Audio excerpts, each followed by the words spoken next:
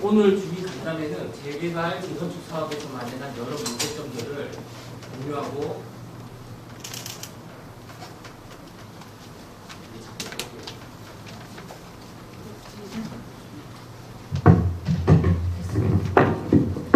이거 성능이 너무 좋아. 오늘 주민 간담회는 재개발 재건축 사업에서 만난 여러 문제점들을 함께 공유하고 조합원들의 관심과 실질적인 참여를 높이기 위한 방안들은 무엇인지 함께 고민하고 생각을 공유하고자 마련하였습니다. 사전 식순들은 모두 생략하기로 하고요. 다만 오늘 간담회에 자리를 빛내주신 네 분을 소개해드리도록 하겠습니다. 이성헌 자유한국당 서대문갑 당협위원장님 모셨습니다. 안녕하세요. 간단한 인사 말씀을 부탁드리겠습니다. 예.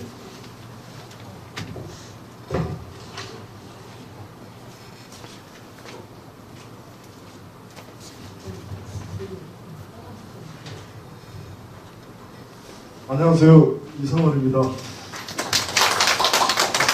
저는 중간에 저희 말씀을 드릴 줄 알았는데 이렇게 인사말을 드리게 됐는데요. 우선 오늘 장마철이어서 굉장히 일기도 고르지 않은데 이렇게 와주신 지역 주민 여러분, 또 그리고 좀 우리 서대문 지역에서 재개발 재건축 사업을 관여하고 계시는 많은 조합 관분 여러분 감사 말씀 드리겠습니다. 오늘 우선 이 자리는 우리 이경선 의원이 그동안에 서대문 구의회에서 활동하면서 재개발 재건축에 있어서의 어떤 투명성을 좀 강화시키기 위한 그런 차원에서 세 번째 주민 간담회를 개최한 것에 대해서 정말 감사를 드리고, 또 이번 이 행사를 위해서 특별히 우리 김상현 대표님께서 정말 바쁘신 가운데서도 다시 한 번 또 자리를 같이 이렇게 오셔서 오늘 특별한 강연을 준비해 주셔서 진심으로 감사를 드리겠습니다. 저는 지역의 위원장을 하면서 정파를 떠나서 우리 주민들의 재산권 관련 부분에 있어서 너무나 안타깝고 너무나 좀 상상 밖에, 생각 밖에 그런 잘못된 일들이 버젓이 진행되고 있음에도 불구하고 그런 문제에 대해서 관리 감독을 해야 될 서대문구청이 너무 직무를 제대로 수행하지 못하는 걸 보면서 이게 몰라서 그러는 것인지 아니면 뭔가 다른 어떤 속성이 있는 것인지 정말 좀 의심하지 않을 수 없었고 걱정이 되는 부분이 많이 있었습니다. 그래서 이경선 의원이 구의원으로 활동하고 계시지만 이 문제만큼은 저희들이 정파를 떠나서 지역 주민을 위해서도 그렇고 또 재개발 재건축을 하고 있는 이 사업장 내부에서의 새롭게 유입될 수 있는 우리 시민을 위해서도 그렇고 좀 제대로 되는 방향으로 갈 수 있도록 해야 되는데, 우리가 좀 감시 감독의 눈길을 더 좀 크게 뜨고 하자 하는 취지에서 같이 이렇게 동참하게 됐습니다. 그래서 저는 오늘 이따가 다른 기회를 주시면 제가 우리 서대문 지역에서 재개발 재건축하고 있는 현장 중에서 세 군데 지역에서 대표적으로 문제가 되고 있는 잘못된 점 제가 조사한 것을 좀 발표를 좀 했으면 생각하고 있습니다. 이따가 시간 주시면 제가 좀 발표를 하도록 그렇게 하겠습니다. 오늘 이렇게 다들 바쁘신 가운데서도 와주신 여러분들 끝까지 같이 좀 들어주시게 되면 우리 김상현 대표님은 나중에 또 소개를 드리겠습니다만은 이 재개발 재건축 이 문제에 대해서만큼은 정말 조합원들과 주민들을 위해서 고군분투하고 계십니다. 가장 큰 문제 중에 하나인 OSO를 활용해가지고 적당히 서명결의를 통해서 의사결정을 이뤄나가는 이런 문제의 잘못된 부분을 철저하게 수정시키기 위해서 전자서명 투표 제도를 도입했고 굉장히 활약을 많이 하고 계시는 전문가 있습니다. 전직 검찰 수사관 출신임에도 불구하고 이 문제에 대해서는 제가 보기에는 우리 대한민국에서 어디에 나가셔도 손색이 없을 정도로 실력을 겸비하고 있는 분이신데 오늘 또 이렇게 자리를 해주셔서 다시 한번 감사하다는 말씀을 드리면서 저희 말씀을 하겠습니다. 감사합니다.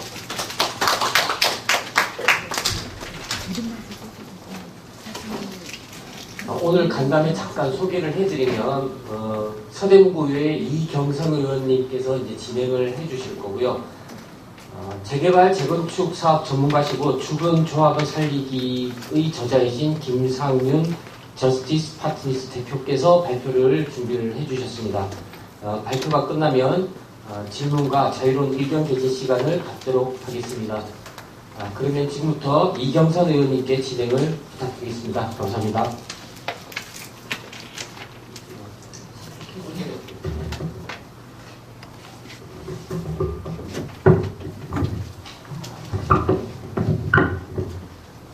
안녕하세요. 이경선 구역입니다.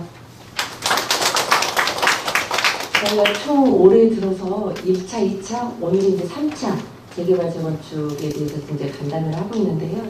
저희가 1차 간담회 때는 지금 오신 분들처럼 핵심적인 역할을 하신 분들만 오셨고, 2차 간담회를 하다 보니까 이제 그게 이제 입소문이 나서 정말 이 자리가 좌석이 부족할 정도로 많은 분들이 오셨어요. 그래서 많은 애로사항도 말씀하시고 그러셨고, 이제 오늘은 이제 3차인데 제가 어떻게 보면 저희 서대문구에서 그동안 저희가 여러 문제점을 제기했기 때문에 우리 조합에서도 많은 인식을 함께 하겠다는 할 거라는 생각을 좀 가지고 있었어요.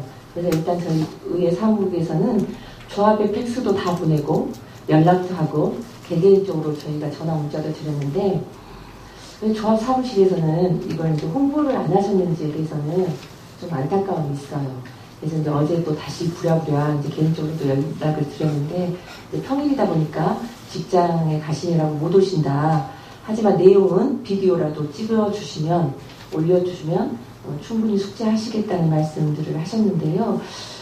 그래서 지금 비디오 촬영을 하고 있어요. 그래서 저희가 공지에 올릴 건데, 여하튼 그동안에 이제 저희가 재개발 재건축에 대한 문제점을 많이 말씀을 드렸다면, 오늘 그 문제점에 대해서 요약을 하고, 그렇다면 방안이 뭐냐, 대안이 뭐냐 라는 걸 가지고 좀 더 심도 있게 우리 김상윤 대표님, 현장에서 몸소 경험하고 계시는 김상윤 대표님께 이제 방안 제시를 좀 여쭤보고 함께 가는 방법을 좀 찾아볼까 합니다. 그래서 추후에는 저희가 전체 조합원들이 참여할 수 있게끔 구청 강당에서 진행을 할까 합니다.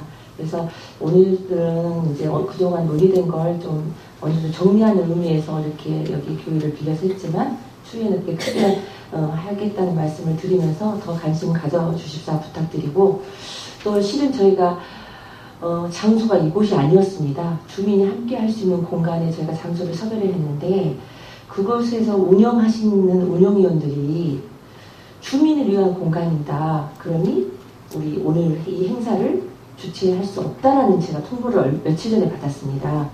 그래서 그것 또한 좀 황당했습니다. 그 문제에 대해서는 추후에 저희 또 구회가 소집되면 그 문제점에 대해서는 다시 한번 논의를 하려고 합니다. 재개발 재건축이 다 주민이 연관된 내용임에도 불구하고 그 공간을 활용할 수 없다는 게 어떤 사람들의 그 논리인지 꼭 한번 짚어보고 싶습니다. 자, 그러면 그동안 저희가 실은 좀 전에 이성원 위원장도 말씀하셨지만, 저희가 2018년 2월 2일부터 3월 20일까지 저희가 구의회에서 주택 재개발 재정비에 대한 특별위원회를 저희가 구성했습니다. 총 저희가 7명의 의원이 구성이 돼서 이제 특위를 구성했는데, 거기에 저희가 주요 시정 및 처리 요구를 했습니다. 크게는 국공유지와 지장문에 관한 내용이 제일 많았지만, 그걸 좀 쪼개서 보자면 저희가 부당하게 사업비를 부풀리는 이 허술한 지도 감독에 의해서 검증 없이 인가되고 있는 것을 저희가 지적을 했고요. 그 다음에 OS, 그러니까 홍보 요원에 대한 비민주적이고 불공정한 방법에 대해서 조합원의 의도와는 반대되는 결과를 초래한다는 내용이 나왔고요. 또 조사 과정에서 철거 용역에 관련된 것, 특히 성면 조사 용역에 관련돼서는 용역비가 터무니없이 부풀려졌다, 이 내용이 나왔고요. 그 다음에 정비기반 시설 공사에 있어서 실제로는 기재된 금액과 상관없이 공사비가 증액되고 계약서가 작성되는 이런 문제점, 그 다음에 조합원의 무관심과 조합과 업자의 암묵적 결탁이 크게 문제가 나와서 이것 또한 관리감독 기반의 지도감독의 허술한 게 아닌가라고 지적이 나왔고요. 또 국공유지 같은 경우는 무상양도 업무가 관청에서 고유 업무임에도 별도의 용역계약을 체결하는 불필요한 용역비 지출이 굉장히 많았어요. 이게 제일 큰 문제라고 여러분들이 지적도 해주셨고 저희 특위 감사 결과에도 그렇게 나왔었습니다. 특히 이제 그때는 특위는 저희 서대문구에서 백서 발간을 한다 할 때 가제 4구역을 먼저 집중적으로 하셨기 때문에 저희가 자료를 될 수 있으면 4구역 위주로 보다 보니 더 큰 문제점들이 이제 나왔었는데요. 어찌됐든 정비사업의 추산액에 허위 산정이 됐던 부분이 굉장히 부풀려졌다라는 게 총체적인 내용이었습니다. 그리고 여기 조합원 총회에서도 의결된 금액과 실제 계약 금액이 다름을 저희가 확인을 했어요. 그 서류를 저희가 다 봤을 때 서류가 일치하지 않는 부분이 굉장히 많았다는 거 여러분들께 말씀드리겠고 여기를 보다 보면 여기 계신 분들 너무 잘 아시겠지만 불필요한 용역 계약서가 너무 많다는 거였습니다. 그동안 1, 2차 강의 때 너무나 많은 내용을 말씀 주셨기 때문에 오늘은 간단하게 용역 계약서가 불필요한 부분이 많았다 정도만 말씀드리겠고 여기에 이제 부풀려진 사업비가 있었다는 건 거겠죠. 여기에는 정말 큰 문제로 대두된 국공유지 매각 금액도 포함이 되고 있습니다. 그리고 제일 중요한 게 조합원의 부담을 증가시키는 총회 안건에 그 참여율이 높은 현상이 OS에 의해서 의사가 왜곡되고 비용 증가가 폐해가 막연하다는 반증이 나왔습니다. 그래서 저희가 이거 이제 특위로 구성했는데 채택은 되지 못했습니다. 본회의장에서 표결을 위해서 채택이 못했는데요. 좀 전에 저희 이성훈 위원장님이 말씀하셨지만 이 재개발 재건축 문제는 정당을 떠나서 우리 함께 고민해야 될 문제라고 생각합니다. 오늘도 저희가 이렇게 큰 문제를 갖고 논의를 하지만 민주당 의원님들은 좀 불편해 하시는 게 있어요. 당 차원에서 재개발 재건축에는 관여하지 말자는 게 당론이다 보니 좀 불편한 심기들이 있으신 것 같은데요. 저희는 주민의 어떻게 보면 징검다리 역할이고 보좌관 역할을 하기 때문에 우리 온 주민들께서 불편함을 해소하기 위해서는 제가 이게 해결될 때까지 이 문제에 대해서는 함께 논의를 하고자 합니다. 어찌됐든 인허가권을 갖고 있는 데는 관리 감독을 해야 된다는 게 맞다고 생각하기 때문에 제가 구청과 함께 이 문제를 풀어가려고 하고 구청에서도 그동안 꼭 해결나 모르고 놓친 부분이 있더라도 이번 기회에 저희가 주민들과 함께 이런 간담회를 10회가 됐든 20회가 됐든 여러 차례를 진행하더라도 조례나 정관의 필요성에 대해서 좀 이제 대안 마련을 좀 했으면 좋겠다는 생각을 갖고 있습니다. 그래서 오늘은 제가 김상윤 대표님을 모시고 제가 실은 두 분을 모셔놓으려고 했습니다. 한 분은 학계에 계신 분이고 한 분은 현장에서 경험이 풍부하신 여기 나와 계시는 김상윤 대표님과 함께 하기로 했는데 교수님이 급하게 세미나 일정이 잡히셔서 못 오셨어요. 그래서 오늘은 현장 경험이 많으신 우리 김상윤 대표님과 이야기를 할 텐데 특히 이 김상윤 대표님은 저희 서대문 백서 발간 준비하실 때 저희 그동안 재개발 재건축 관련된 모든 서류를 검증을 한번 해주셨던 분이십니다. 그래서 때로는 어떤 분 시각에서는 구청의 잘잘못을 지적했기 때문에 이분이 편향되지 않냐라는 의견을 저한테 계속 전화를 주신 분도 있으셨어요. 근데 하지만 구청에서 준 서류를 검증한다고 해서 모두 다 잘 됐다고 하는 그 감사를 한다는 것은 바람직하지 않다고 보거든요. 잘된 것은 잘 됐다고 칭찬도 해주고 못된 것은 못됐다는 것을 지적함으로써 그 다음 대응책이 나오지 않나라고 생각을 하는데 그런 의미에서 저희가 김상윤 대표를 오늘 이 자리에 모셨습니다. 그래서 일단 김상윤 대표님께 전국에 대한 재개발 재건축에 대한 큰 총체적인 문제점 그리고 이런 문제점에 이러한 대안 마련이 필요하다 이 말씀을 드리려고 합니다. 그래서 처음에는 김상윤 대표님 말씀을 듣고요. 그 다음에 이제 재개발 재건축에서 이제 관심을 갖고 계셨던 이성원 위원장님이 현장에 다니시면서 청취하셨던 그 내용을 또 바탕으로 말씀을 들은 다음에 그러면 문제만 제시하느냐 그게 아니다. 그 다음 대안은 뭐냐라는 가지고 대안점을 여러분께 말씀해 드리겠고요. 그 다음으로는 여러분들 질의응답 받도록 하겠습니다. 자, 그러면 이 자리에 저희 김상현 대표님을 모시고 통체적인 내용을 전수하도록 하겠습니다. 여러분 김상현 대표님을 뜨거운 박수로 맞이해주시면 감사하겠습니다.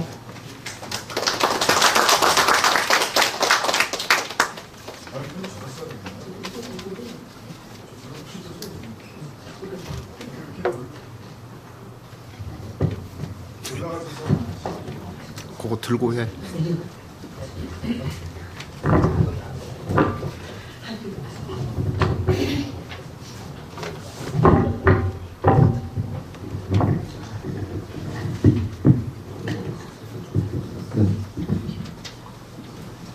안녕하세요. 다시 한번 인사드리겠습니다.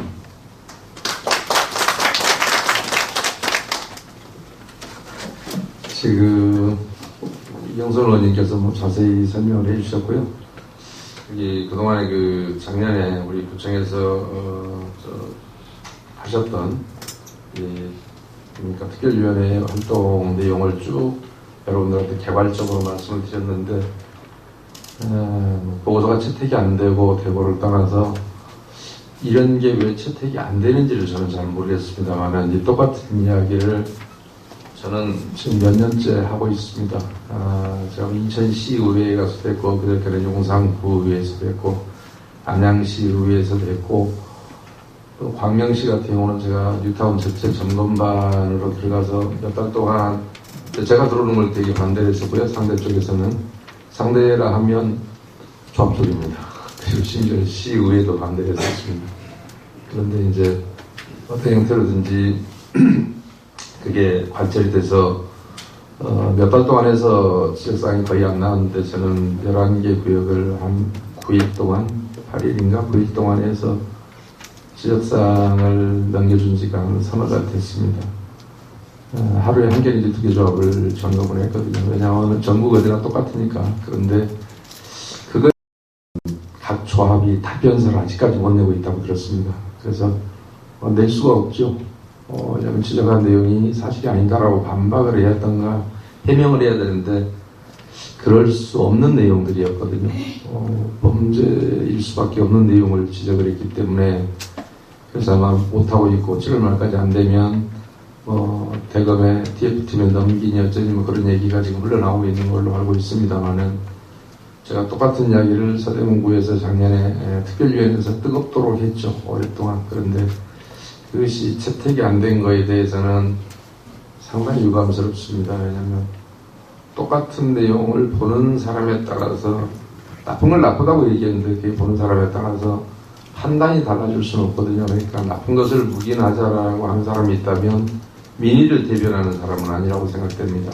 근데 오늘 마지막 해야 될 결론도 그런 것일 것 같습니다만 그렇다면 이제 여러분들이 직접 나서서 스스로의 권리를 어떻게 찾으면 되는지에 대해서 마지막에 해답을 제시해드리고 싶고요. 다만 똑같은 얘기를 제가 너무 많이 했기 때문에 이 사업비의 잘못된 점에 대해서는 다시 한 번만 조금 구체적으로 그러면 제가 그동안에 지적했거나 지금 우리 이경선 의원님이 여러분들한테 특조위 활동 내역을 특별위원회 활동 내역 보고하면서 비리의 내용을 거의 골고루 다 소개를 했습니다. 근데 그거에 대해서 그러면 그동안에 조금이라도 달라진 환경이 있는지에 대해서만 조금 설명을 드리도록 하겠습니다. 그래야 여러분한테 조금이라도 희망을 갖고 출발해야 될 것 같아서요. 다만 그 주역을 서대문구는 일찌감치 그 문제를 비교적 심도 있게 특별위원회 조사 과정을 통해서 발견을 했음에도 불구하고 아직까지도 그 주인공이 되지 못하고 있다는 것에 대해서는 대단히 유감스럽습니다. 그런데 그러는 사이에 제가 항상 이 활동을 하면서 느꼈던 건 뭐냐면 저는 항상 타겟층을 우리 행정기관이 첫째 달라졌으면 좋겠고 라고 전제를 깔았고요. 물론 맨 처음에는 조합원이 달라져야 됩니다. 스스로 자기 권리 찾는 방법을 좀 알아야 되겠고 그 다음에 두 번째는 행정기관이 좀 달라져야 되겠고 근데 행정기관도 그걸 못하고 있으면 마지막 보루인 우리 수사기관이 그걸 해줬으면 좋겠다라는 바람을 갖고 계속해서 세 군데를 다 문을 두드린 거죠, 사실. 그런데 수사기관하고 조합원들은 문을 여는데 행정기관은 저한테 문을 잘 안 열어요, 아직까지. 그러니까 그게 참 우습죠. 근데 조합원들은 또 문을 열지만 그들이 성공하지는 못하더라고요, 대부분. 왜냐하면 상대가 반대 전략을 갖고 들어오면 거기에 또 대부분 넘어가거나 아니면 무슨 이해관계인지 모르지만 타인들 앞에 섰으면 좀 책임감을 갖고 추진했으면 좋겠는데 중간에 꺾이는 경우도 많고 자기의 이익을 위해서 이용하는 경우가 너무 많았고 그래서 지금까지 안 되고 있습니다만은 다행히도 제가 기대하는 제가 그래도 한때 근무했던 곳이 수사기관이라 그쪽은 제가 끊임없이 돈을 두드립니다만 그쪽에서 조금 달라지고 있는 모습들에 대해서 약간의 여러분한테 희망이 되지 않을까 싶어 소개를 좀 해드리면 수도전기가스라고 해서 지작물 철거를 제가 그토록 얘기했고 2014년도에 서부지검에서 수사하게 할 때도 제가 제보를 했었기 때문에 그때 가재울이니 부가인이 뭐 이렇게 많은 곳이 저기가 됐었습니다. 수사 여러분 보도 보셨으면 안 됐지만 그때 주임검사가 못했던 게 지작물이에요. 사실 잘 이해를 못하겠다. 제가 개념적으로만 설명했지 구체적으로 초보자가 볼 때 쉽게 느낄 수 있는 자료를 제가 제시하지 못했던 것도 물론 제 좀 준비의 부족함도 있었습니다만 요즘은 이제 그래서 저는 좀 쉬운데 처음 듣는 사람이 어떻게 하면 좀 이해하기 쉬울까 해서 이제 구체적으로 초보라도 알 수 있게끔 문서들, 서류들을 좀 많이 준비해서 비교적인 이제 그런 내용 중에 하나 뭐냐면 전기, 수도, 가스, 통신시설 이런 철거가 거의 필요 없고 철거에 우선 포함되어야 하는데 포함되고 안 되고의 문제가 아니라 수십억씩 용역계약이 체결되는데 전기는 제가 한전에 누차 질의를 해서 그것은 우리가 철거하고 아직까지 전국 어느 조합도 한 조합에서 전기 철거를 한 적은 없습니다. 그건 명백합니다. 한전의 태도가. 그래서 그것을 자기들이 두 가지 그러니까 잔존가치 보상금 하나 청구하고 그 다음에 전신주 철거 비용을 자기들이 청구했고 자기들이 선정한 조달청을 통해 선정한 업자가 했고 심지어는 어느 조합을 구체적으로 질의하면 거기는 내가 그 비용으로 얼마를 받았습니다 라고 합니다. 그러니까 조합에서 선정한 전기 철거라는 것은 생짜배기 가짜죠. 범죄입니다. 명백하게. 그래서 그걸 이제 확인을 해서 줘서 이제 조금 이해를 했고요. 그 다음에 가스도 마찬가지 가스관 철거나 이설공사가 필요한 경우가 있습니다. 그런 것들은 각 지역별 가스 사업자가 했고 다만 수도관 막는 가스관을 막는 공사는 조합에서 해달라면 직접 했고 조합이 직접 하겠다면 거기까지는 조합이 하도록 했던 게 각 지역별 가스 사업자들이 답변이었습니다. 그러니까 그것도 조합에 실제로 들어가면 가스 사업소에다 돈을 냈던 자료가 별도로 있습니다. 그러니까 이쪽이 가스 철거했다는 건 가짜지요. 그러니까 여러분이 조금만 확인해 보시면 됩니다. 그 다음에 수도관 서울시만 말씀드리면 수도는 서울시의 잔존가치를 제가 가스나 수도를 이렇게 잔존가치를 배상한다 했는데 서울시나 지금 경기권은 경기도도 안양까지는 제가 확인했습니다만은 서울시는 수도사업소에서 무상으로 귀속시킵니다. 안 받아갑니다. 돈. 중간에 여러분이 하더라도. 그래서 그런데 서울시가 자르는 일, 수도관을 자르는 일을 하지 않습니다. 조합에서 하라고 맡깁니다. 왜 그 짓을 하는지 잘 모르겠습니다. 그러다 보니까 수도는 약간의 논란이 있긴 합니다만은 그러나 잔존가치를 수도사업소에는 여러분이 부담하는 게 없습니다. 무상 귀속합니다. 그냥 서울시가. 그래서 설사 수도관 파이프 값을 물어주지는 않는다. 그 다음에 통신시설 같은 경우도 KT는 제가 통신시설이 중소사업자가 많은데 KT에 확인한 거는 KT도 어떤 경우에도 자기들이 직접 한답니다. 그리고 개별적으로는 다른 통신사 뭐 LG텔레콤이나 이런 데서도 지역별로는 제가 확인한 게 있습니다. 자기들이 돈이 나갔고 실제로 자기들이 돈이 별도로 가져갔던 걸 확인한 적이 있습니다만 본사의 공식적인 입장은 아직 안 들었고 개별적인 사업장에서의 답변들은 들은 게 있는데 그러니까 제가 말씀드린 수도전기가스 지작물이라고 하는 이름으로 나가는 수십억씩 나가는 그 용역비는 명백하게 이중지출이었고 허위지출이었다는 것을 나름대로 자료를 이제 잘 전달해서 모 수사기관이 그나마 그거를 인지를 했고 제가 들은 바에 의하면 대검에서 지금 현재 진행 중인 그 생활적폐 TF 중에 일부가 정비사업 비리가 포함되어 있습니다. 그래서 대검에 다행히 TF팀이 구성이 되어 있어서 그 중에서 정비사업 비리 중에 지작물 철거는 비리 척결 1, 2순위로 보고 있다라고 합니다. 그다음에 아까 그래서 조금 여러분이 지나면 서대문구청에서는 작년에 이미 문제점을 다뤘지만 시정을 현재까지도 못하고 있고 보고서가 안 나왔지만 결국은 수사기관이 먼저 어쩌면 이를 시정을 하게 될 것 같다는 말씀을 드리고요. 근데 그렇다 하더라도 수사기관이 발표가 된다 하더라도 여러분의 목만 이제 그대로 남는 것이죠. 언제 수사기관이 여러분 지역까지 다 해줄지 그건 알 수가 없어서 여러분들의 활동이 아직은 좀 더 필요하다는 말씀드리고요. 구의회에서도 그런 차원에서 좀 더 추가적인 활동이 이루어져야 되지 않을까 싶습니다. 조합원들의 권익 보호를 위해서는. 그 다음에 국공유지 무상 양도 용역 계약도 아까 우리 경선 의원님께서 정부가 하는 일인데 공무원이 하는 일인데 민간업체가 한다라고 이미 소개를 했습니다. 맞습니다. 그런데 그것을 모수사기관의 검사 표현을 그대로 빌리면 저희 하는 얘기가 국공유지 무상 양도 용역 이제 이해했습니다.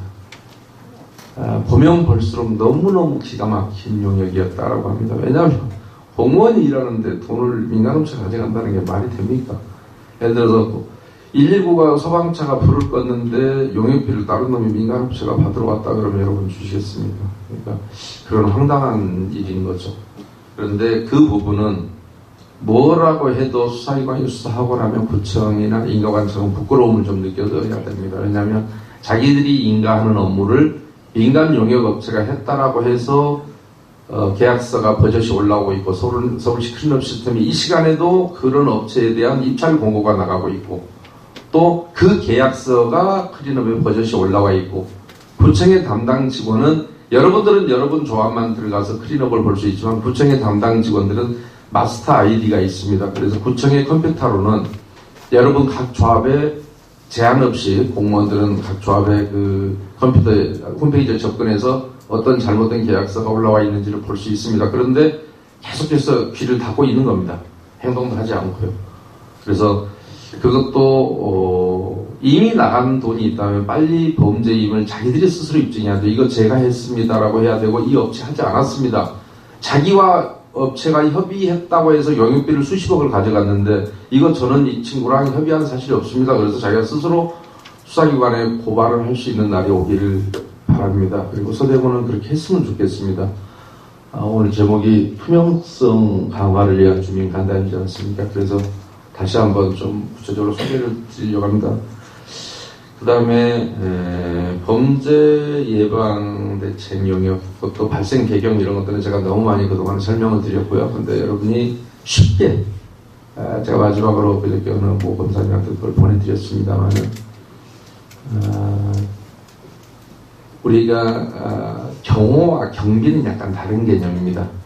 대통령 경호법에 의해서 경호라는 말을 씁니다. 그래서 경호는 어떤 특정인을 상대로 범죄 예방을 위해서 그 사람 신변을 보호하는 활동도 하지만 그 사람 신변을 둘러싸고 있는 주의를 순찰 활동을 하기도 합니다. 그것을 경호구역이라고 합니다. 근데 우리들이 그 경비회사, 여러분이 알고 있는 경비회사들, 용역회사들이라고 주로 알려져 있죠. 그런 용역회사를 여러분들이 선정할 때 경호원이라는 표현을 씁니다. 그들은 경호원이라고 하지 않습니다. 법률 용어에서는 정확하게 구분하고 있습니다. 경호는 아까 대통령 경호법상 쓰는 용어고요. 그 다음에 그들을 가리키는 용어는 정확한 용어가 경비원이라고 합니다. 그리고 그들은 경비업법 허가를 받습니다. 그러니까 경비업법이라는 것은 우선 신변경호가 하나 있고요. 그 다음에 시설경호가 있습니다. 그 다음에 특수 지역경호 이래서 원자력 발전소를 지킨다든가 이런 것들이 있습니다. 그런데 그런 특수경호 업무는 경찰의 지휘를 받아서 하게 되어 있습니다.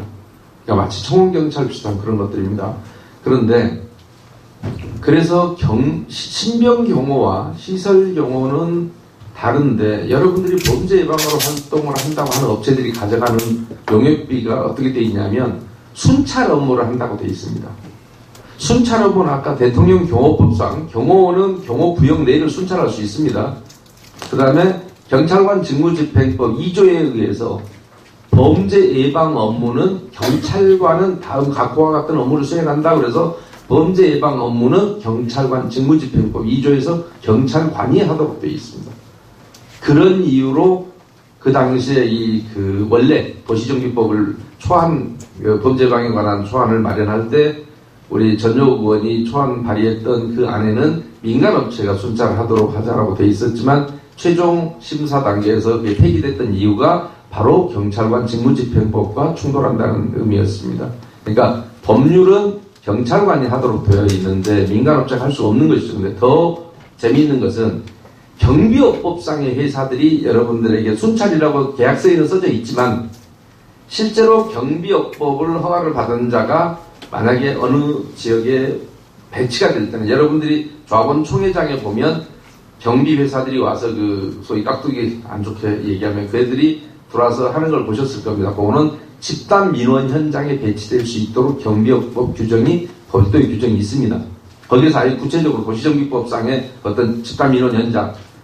그런데 이제 참 슬픈 얘기가 총회장이 어떻게 집단 민원 현장이 돼 있는지는 모르겠습니다만은 총회에서는 서로 다른 의견을 토론을 통해서 하나의 결론을 도출하는 그런 장이 조합원 총회인데 거기를 집단 민원 현장이라고 본다라는 것 자체도 법률이 저는 좀 상당히 재미있다고 생각합니다. 그게 어떻게 집단 민원 현장이 됐을까? 집단 민원이라는 의미는 누군가의 집행자가 있고 그것을 어떤 다수의 힘으로 다수의 어떤 행동으로 민원을 제기하는 그런 경우를 집단 민원이라고 하지 않습니까? 그런데 어떻게 총회장을 집단 민원이라고 지칭하게 됐는지 우리 하나의 문화를 뭐 그대로 반영한다는 점에서는 맞다고 생각합니다만은 어쩌다가 조합은 엄격한 집행부가 돼 있고 총회장에서 그 조합원들은 집단 민원의 형태로 자기 의사 표시를 해야 되는지에 대해서는 참으로 어이가 없습니다만은 어쨌든 경비업법은 집단 민원 현장에는 배치될 수 있습니다. 그러나 신변보호를 목적으로 하면 물론 그 사람의 개인의 이름이 신변보호 대상자를 상대로 배치 신고를 합니다. 그래서 A라는 사람의 신변 경호를 한다고 하면 여러분들이 탤런트나 뭐 이런 사람들 보면 경비원들이 따라다니지 않습니까? 공항에서 에스코트해서 뭐 집에까지 가고 이렇게 하잖아요. 그러니까 그렇게 따라 움직여야 될 것이고 그 다음에 시설 경호를 한다면 어느 건물이면 건물 어느 지역에 배치가 돼야 될 겁니다. 그런데 순찰을 한다. 어느 한 재개발구역 전체를 자기들이 돌아다니면서 범죄 예방을 하는, 근데 그 순찰의 목적이 범죄 예방이란 말입니다. 그러면 그 사람은 경찰관이어야 되거든요. 우리 대한민국은 법치국가 아니겠습니까? 경찰관 직무집행법 2조에 경찰관은 다음 각 회의 업무를 담당한다 그러면서 범죄 예방 업무를 경찰관의 업무로 규정을 해놨는데 민간 회사가 순찰 업무를 한다. 말이 안 되는 얘기입니다. 근데 더더욱이 경비업법은 어떻게 규정하고 있냐면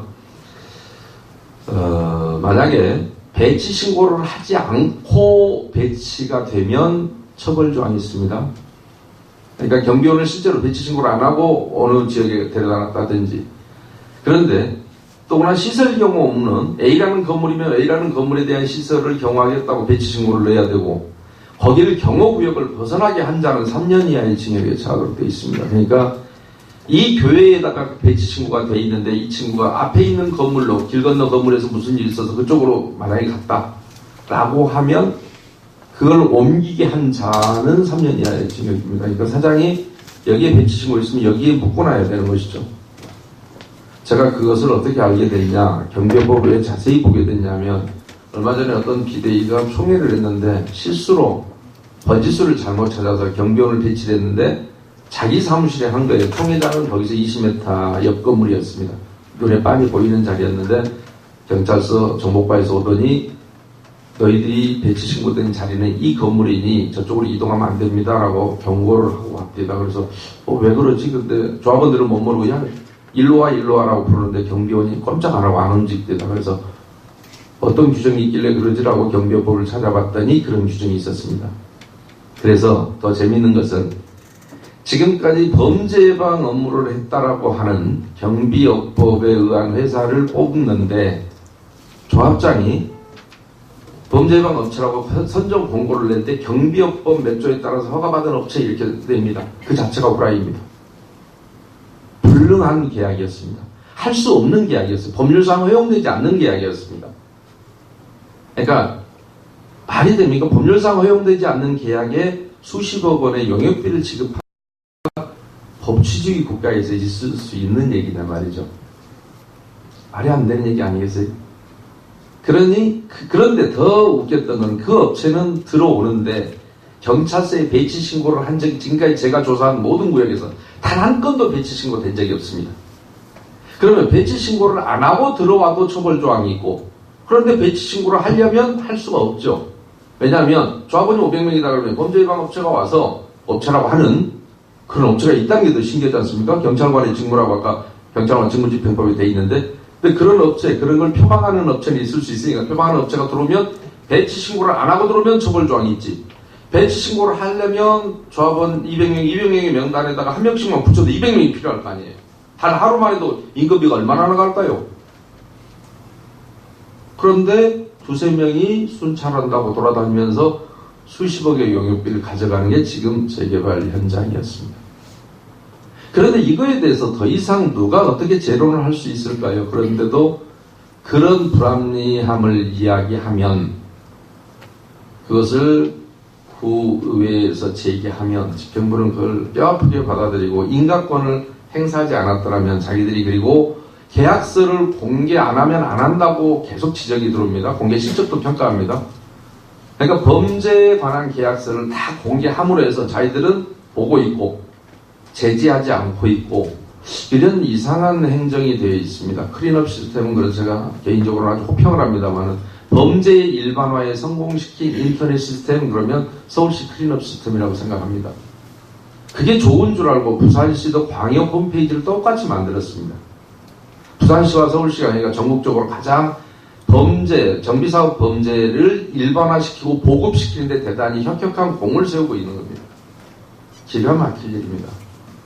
그런데 그래서 제가 뭐 여러 가지가 있습니다만 그 다음에 이제 수사기관에서 또 의문을 가졌던 게 성면 조사 철거 감리 네가 얘기한 대로 다 불별절인 거 맞더라.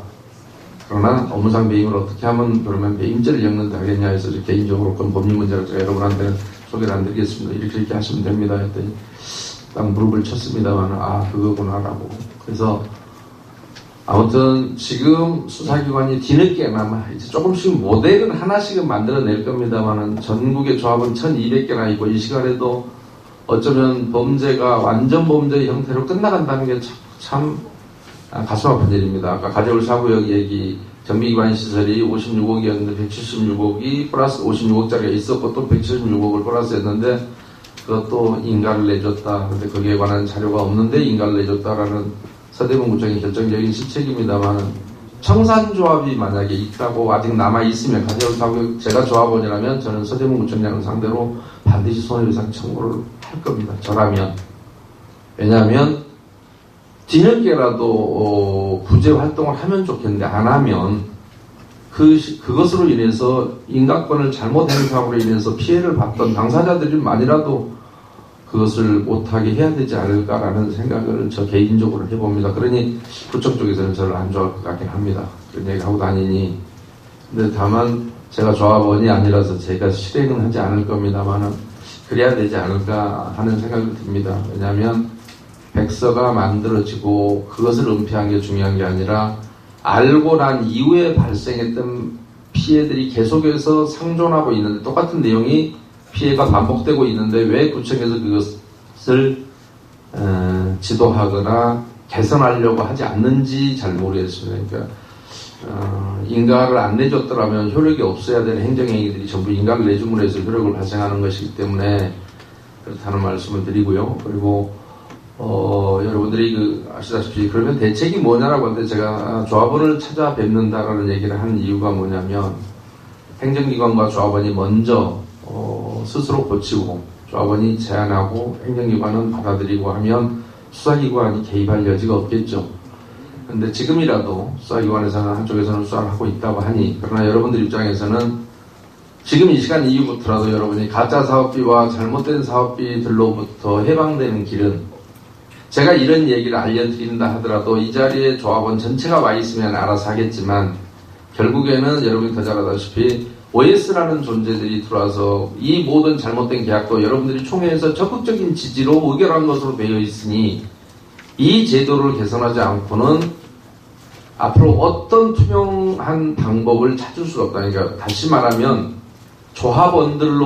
조합원들에게 그들의 권리를 찾아주는 게 필요하다는 겁니다. 현재는 그들이 권리를 갖고 있으되 사실상 행사하는 걸 포기하고 누구에게인가 위임을 해버린 상태입니다. 근데 그것도 자기가 위임을 하고 싶어서 하는 게 아니라 조합이 미리 OS원을 계약을 해서 너는 가만히 있더라도 OS원이 너를 도와줄 테니 너는 굳이 총회장에 나올 필요도 없고 굳이 안 와도 그냥 미리 서면을 주면 된다라고 하는 쪽으로 계속 총회를 이끌고 가기 때문에 총회라는 자리는 아까도 얘기했지만 여러 가지의 여러분들의 의견이 모아서 하나의 집합적인 형태로 나타나야 되고 그 토론 과정을 거쳐서 의견이 돼야 될 그런 장에서 여러분들은 없고 OS들만 있거든요.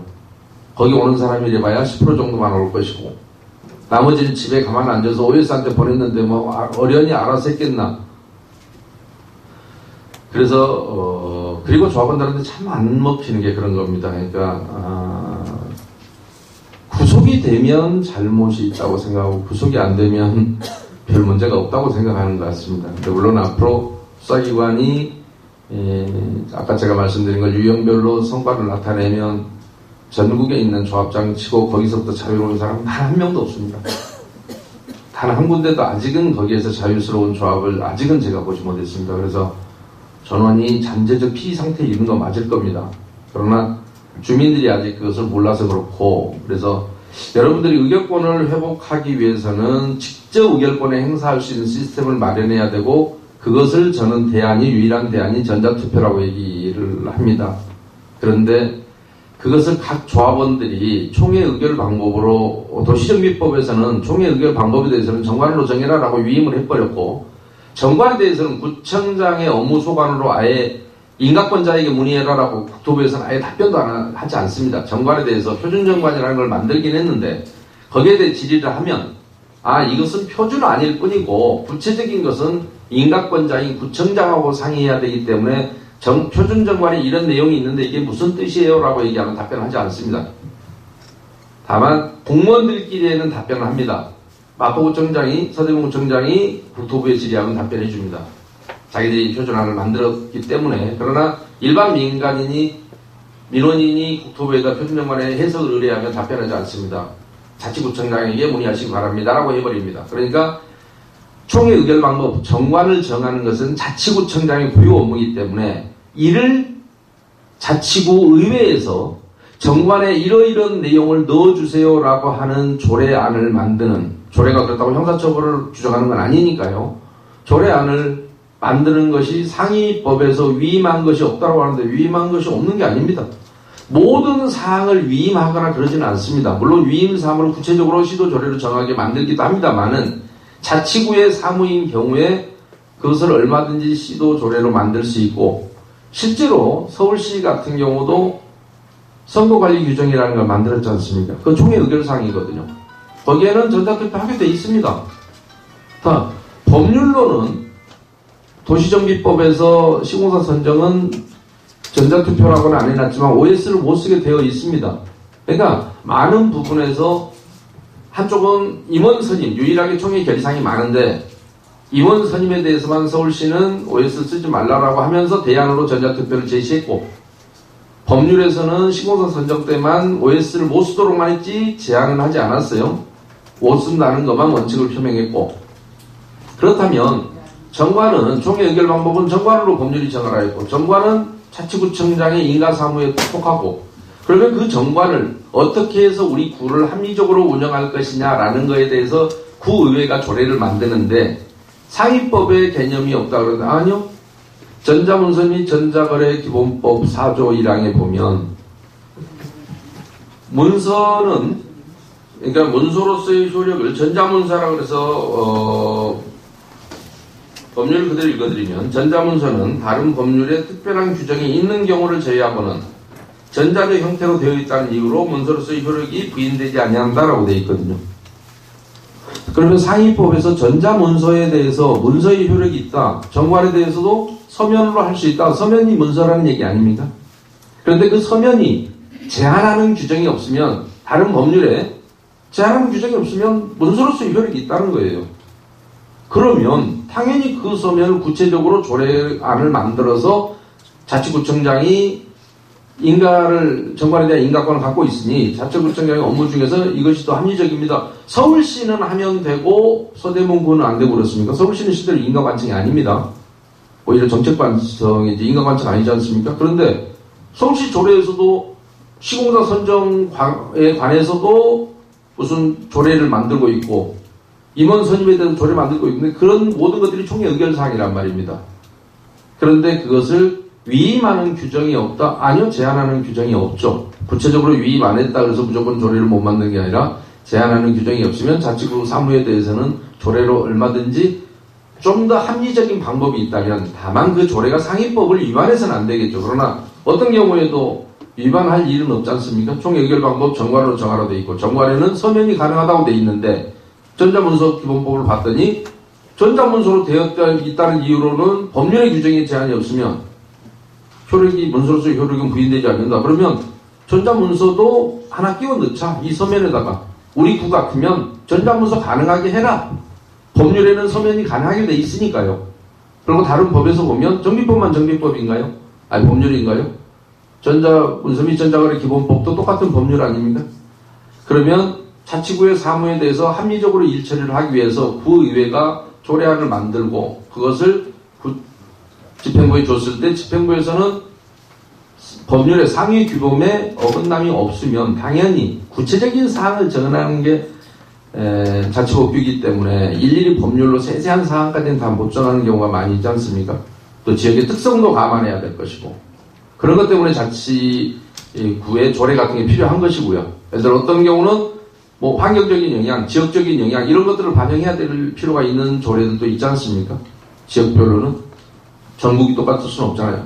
그러나 법률에서는 큰 틀만 범주만 정하면 되는 것이고요. 그래서 그 문제는 얼마든지 시도 조례로 가능하다. 왜냐하면 정관은 법률에서 정관을 구청장의 인가사무로 아예 구청장이 인가를 받도록 도시정법이 해놨고, 그 정관에 대해서는 그래서 국토부에서는 아예 해석조차도 하지 않고 있는, 자치구청장한테 물어봐라라고 하는 그 업무에 대해서 법률에서는 제한하는 규정은 없으니 서면을 전자문서도 거기에 포함하게 해라. 그런데 이 문제를 제기했다고 하는 참 웃긴 게, 여러분들 보시면 우리 그 뉴스 보신 분들은 알 거예요. 서울시가 내년에 서울시 클린업 시스템에 그나마 그게 된다면 최초로 아마 바람직한 클린업 생긴 이래 처음 옳은 일을 하는 거라고 보이는데요.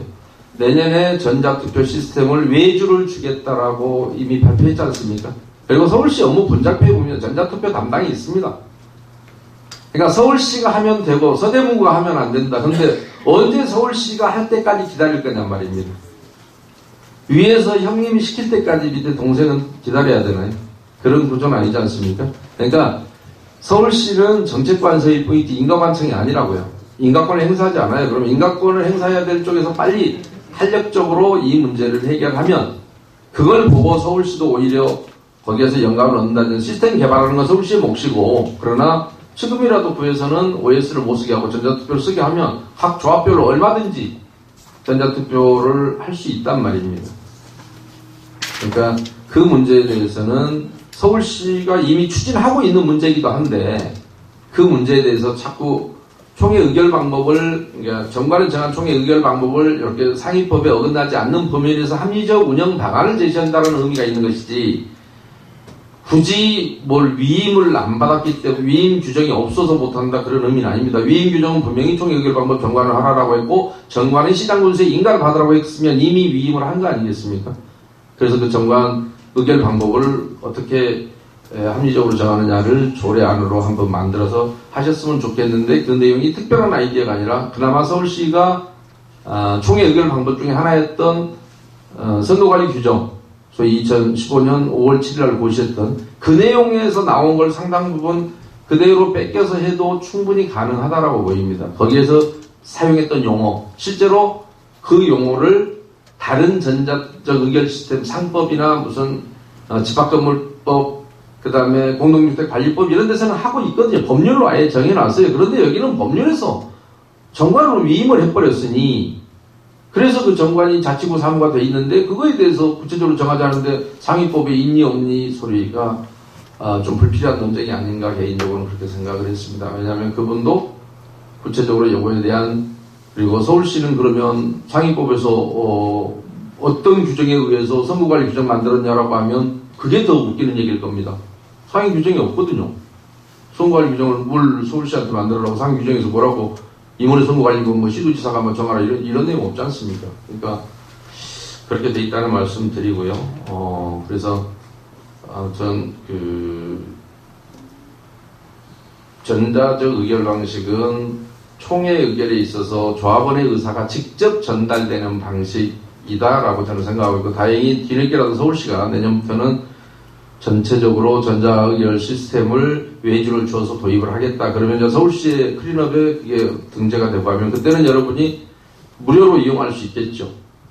근데 무료인 게 좋은 게 아니라 사실은 여러분이 올바로 정비사업을 이해하고 그런 기준 위에서 전자투표가 도입되지 않고 누군가가 악용하면 또 대단히 또 문제입니다, 사실은. 그래서 여러분들이 올바른 정비사업에 대한 관심을 좀 가져주시는 게 필요할 거고, 그 다음에는 그렇게 올바른 지식이 생긴 뒤에도 제도적으로 조합원이 직접 의결권을 행사할 수 있는 시스템이 없는 한 소수의 의견은 그냥 아니면 일부가 중간에 OS에 의해서 의사가 왜곡되는 일은 얼마든지 그동안에 있어왔고 사례들이 너무 많이 보도되는 것도 많고, 그런데 지금까지 그거에 대한 대안을 어느 자치구도 제시하지 않고 있다는 게 참 좀 슬픈 일입니다. 그래서 아무튼 제가 좀 중구난방으로 여러분한테 말씀드린 부분이 좀 있습니다만은 그 부분에 대해서 조례 개정에 대해서 여러분들이 의견을 좀 모아서 청원서 조례 개정 청원 같은 걸 해주시면 의원님들이 활동하기가 더 편한 걸로 알고 있습니다. 의원님들이 개별적으로 하자면 아까도 얘기했지만 좋은 얘기를 갖고 이해를 달리한다는 게 너무 좀 우습습니다. 지자체에서 그 정당의 논리를 내세우고 당론을 내세운다 그러면 도대체 민은 어디 갔는지 잘 모르겠습니다만 당이 민을 주도할 수는 없다고 보입니다. 그러니까 여러분들이 조례 개정안 같은 경우도 좀 청원 같은 걸 하시면 의원님들이 활동하실 때 좀 편하지 않을까 하는 생각을 개인적으로 해봤습니다. 제 설명은 이걸로 마치고요. 또 나중에 혹시 여러분들이 질문하시거나 할 때 제가 다시 답변 드리는 것으로 하겠습니다. 네. 네, 너무 설명 잘해주셨는데요.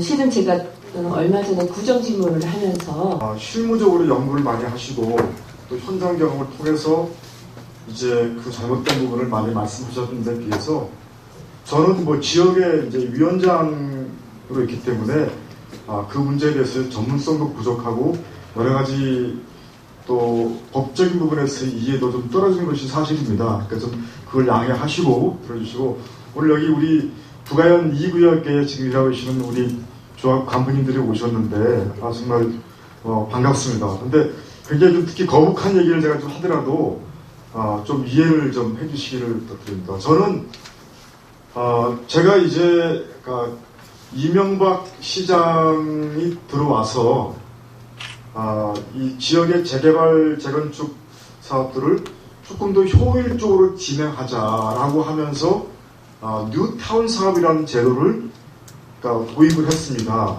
그래서 그 뉴타운 사업에 대해서 다 여기 전문가들이시기 때문에 너무 잘 아시겠습니다만은 단위 사업장 몇 개를 이렇게 묶어서 재개발 정비 사업을 추진하면서 기본적으로 거기에 필요한 SOC, 이런 기간 시설, 도로라든지 공원이라든지 이런 거는 정부에서 그거를 지원해 주는 걸로 하는 것을 특징으로 하는 그 뉴타운 사업이었습니다. 그래서 이제 그 사업이 진행이 될 때 초기에는 경쟁적으로 그 지역에서 뉴타운 사업을 유치하기 위해서 다들 노력을 했고 1차, 2차, 3차, 4차까지 이렇게 뉴타운 사업이 지정이 돼가지고 사업이 진행된 걸로 알고 있습니다. 1차에 진행됐던 사업 중에서 우리 가재울 뉴타운 사업 지역이 1차로 지정돼서 사업을 진행했었습니다. 그리고 이제 우리 부가현동 지역은 3차에 걸쳐서 2006년도에 사업이 추진돼서 진행이 됐었는데 제가 장황하게 이 말씀을 드리는 이유는 그 사업이 추진되면서 진도가 굉장히 더디게 나가다 보니까 주택 경기가 많이 기복이 있었고 처음에는 굉장히 사람들에게 인기 있게 이제 뉴타운 사업이 진행이 되다가 부동산 경기가 완전히 가라앉게 되고 특히 2008년도 외환위기 오고 전반적으로 경기가 침체되면서 이런 재개발 사업에 대한 이점들이 많이 이제 줄어들게 되면서 그동안에 사업을 참여하겠다고 했던 분들이 오히려 이제 다시 참여를 철회하는 그런 일이 벌어지면서 사업이 많이 지연이 됐었습니다. 그 과정에서 두 차례 그런 국회의원 선거를 치르면서 지역에서는 저 이성원이 저놈이 유타운 사업을 하도록 이렇게 끌어와가지고 우리 동네 원주민들 다 못 살고 나가게 만들었다라고 해서 저는 선거에서 제가 가만히 있으면서 굉장히 큰 데미지, 불이익을 받았었습니다. 그런데 그 사업 자체 진행할 때는 기본적으로 그 당시 지역 주민들의 75%가 동의했을 때 그 사업이 진행이 됐기 때문에 제가 나서서 뭘 한다고 해서 되고 또 제가 나서서 안 한다고 해서 안 되고 하는 그런 문제가 아니었는데 그때 저하고 정당을 달리했던 경쟁자는 마치 제가 원흉이 돼서 이런 것처럼 이렇게 하면서 굉장히 어려움을 겪었습니다. 이제 그러다 보니까 이제 그 유타운 사업이 진행이 되면서 거기에서 찬성하는 분도 계시고 반대하는 분도 계시고 이렇게 많이 지역 주민들의 의회가 엇갈렸는데 제가 최근에 와서 다시 이 문제에 대해서 좀 관심을 갖고 일을 하게 된 것은 일이 진행이 되면서 너무나 많은 주민들이 안타까움을 얘기하고 잘못된 점이 있다고 얘기를 했는데도 불구하고 그게 제대로 시정이 안 되는 겁니다. 최종적으로는 보면 모든 사업계획이라는 것이 구청에서 인허가를 하게 돼 있기 때문에 구청이 조금만 세심하게 들여다보고 사업 지도를 해나가게 된다면 정말 좀 잘못된 그런 계약이라든지 이런 게 없을 수 있을 텐데 그게 제대로 안 되고 있다는 것을 제가 이제 느끼면서 이 일에 대해서 조금 더 관여를 하게 됐습니다. 지금 우리 부양동 지역의 1-2구역, 이게 미민수 이사장님께서는 잘 아시는 그 사업지일 텐데 거기에서 국공유지 매각 관련해서 아직도 지금 명확하게 정리는 안 돼 있습니다만은 조합원들이 조합에서 국공유지 인수할 때 무상으로 받아야 될 국공유지를 구청에서 사업 승인 인가를 할 때 조건부를 달아가지고 그거를 유상으로 매입하도록 한 부분이 있더라고요. 근데 그 규모가 간단치 않습니다. 한 400억 좀 가까이 됩니다. 400억. 그런데 이 사실에 대해 조합에서는 제가 보기에 무슨 이유인지 모르지만 이 문제를 그렇게 제대로 문제가 안 했어요. 그런데 거기 비대위에 있던 어떤 분이 개인적으로 소송을 했습니다. 이거 잘못됐다. 그런데 그 소송을 하면서 행정심판 마지막 단계에서 기각결정이 났는데 기각결정의 그 내용이 이런 겁니다.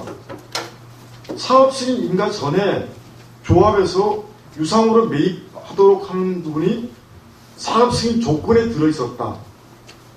두 번째로는 당신은 조합을 대표한 사람이 아니지 않느냐. 그렇기 때문에 이 소송은 기각이다라고 해서 기각시켰어요. 2014년도에 있었던 일입니다. 그리고 다시 그 다음 이듬해 또 다른 분이 다시 소송을 제기했어요. 그런데 소송을 진행하고 있는데 조합에서 이전고시를 발표해버립니다. 그러니까 소송 진행 중에 있는데 이전고시 발표가 되고 구청이 발표해버리니까 진행하던 소송이 전부 다 무효가 돼버린 거예요. 그래서 결국은 그 문제에 대해서는 그냥 그걸로 끝나버렸어요. 근데 저는 이 문제가 잘못됐다고 생각합니다. 그래서 지금이라도 제가 보기에 그 지역 주민들이, 조합원들이 다시 아직 지금 청산인이 남아 있습니다. 그래서 이 문제에 대해서는 구청에서 부당한 이익을 취했기 때문에 부당한 이익 반환 청구 소송을 저는 해야 한다고 생각합니다. 그래서 그 소송을 하기 위해서 제가 보기에 지금 잘못된, 그러니까 무상으로 줘야 될 그러니까 국공유지를 유상으로 팔아먹은 구청의 그 정확한 자료가 어디 있는지를 계속 지금 확인 중에 있는데 구청은 그걸 제대로 지금 제출을 안 하고 있어요. 근데 거의 근데 제가 압축을 시켰습니다. 거의 압축을 시켰어요. 저는 이 건은 그러니까 왜 이렇게 됐는지에 대해서 그 조합원들을 위해서 일을 해야 되는데 조합 측에서 들어서 조합원들에게 사회가 가까운 그런 손실을 입히는 일을 하고도 그 후에 그냥 넘어갔다는 것은 거기 나중에 비례율이 내가 보기에 그러니까 그런 것 때문에 가까운 8% 가까이 떨어졌다고 그래요. 그래서 비례율이 뭐 82%인가 80 이런 정도로 거기에 마감이 된 걸 알고 있습니다. 저는 이런 일이 그러면 1-2 구역만 있느냐? 지금 1-3 구역도 제가 보기에 지금 문제가 많습니다. 3 구역도 거기는 제가 보니까 대림산업이 시공사로 있었는데 이 사람들이 돈 장사를 했어요. 돈을 그러니까 ABS 발행해가지고 돈을 빌리게 되면 그 당시 이자율보다 훨씬 더 높은 이자로 다시 조합원한테 돈을 되빌려주고 사업을 진행하게 만들었더라고 보니까 그게 수백억이에요. 수천억이에요. 그러니까 조합 측에서는 실제로 은행에서 대출했으면 훨씬 더 낮은 이자율로 돈을 빌릴 수 있음에도 불구하고 대림산업에서 그렇게 해주는 거를 안 받을 수 없도록 만들었습니다. 그러니까 완전히 대림산업이 시공사였는데 시공사가 내가 보기에 갑이 되고 조합이 을이 됐어요. 그래서 조합이 제가 보기에 시공사가 하려는 대로 내가 끌려가면서 그 비싼 이자 돈을 내면서 사업을 진행한 사례가 지금 1-3 구역입니다. 여기서 제가 보기에 수백억 가까운 어쩌면 더 이상 큰 돈을 조합원들한테 덤탱이 치는 결과가 됐어요. 지금도 조합이 지금 운영되고 있습니다. 그래서 거기는 비례율이 지금 84%까지 떨어졌어요.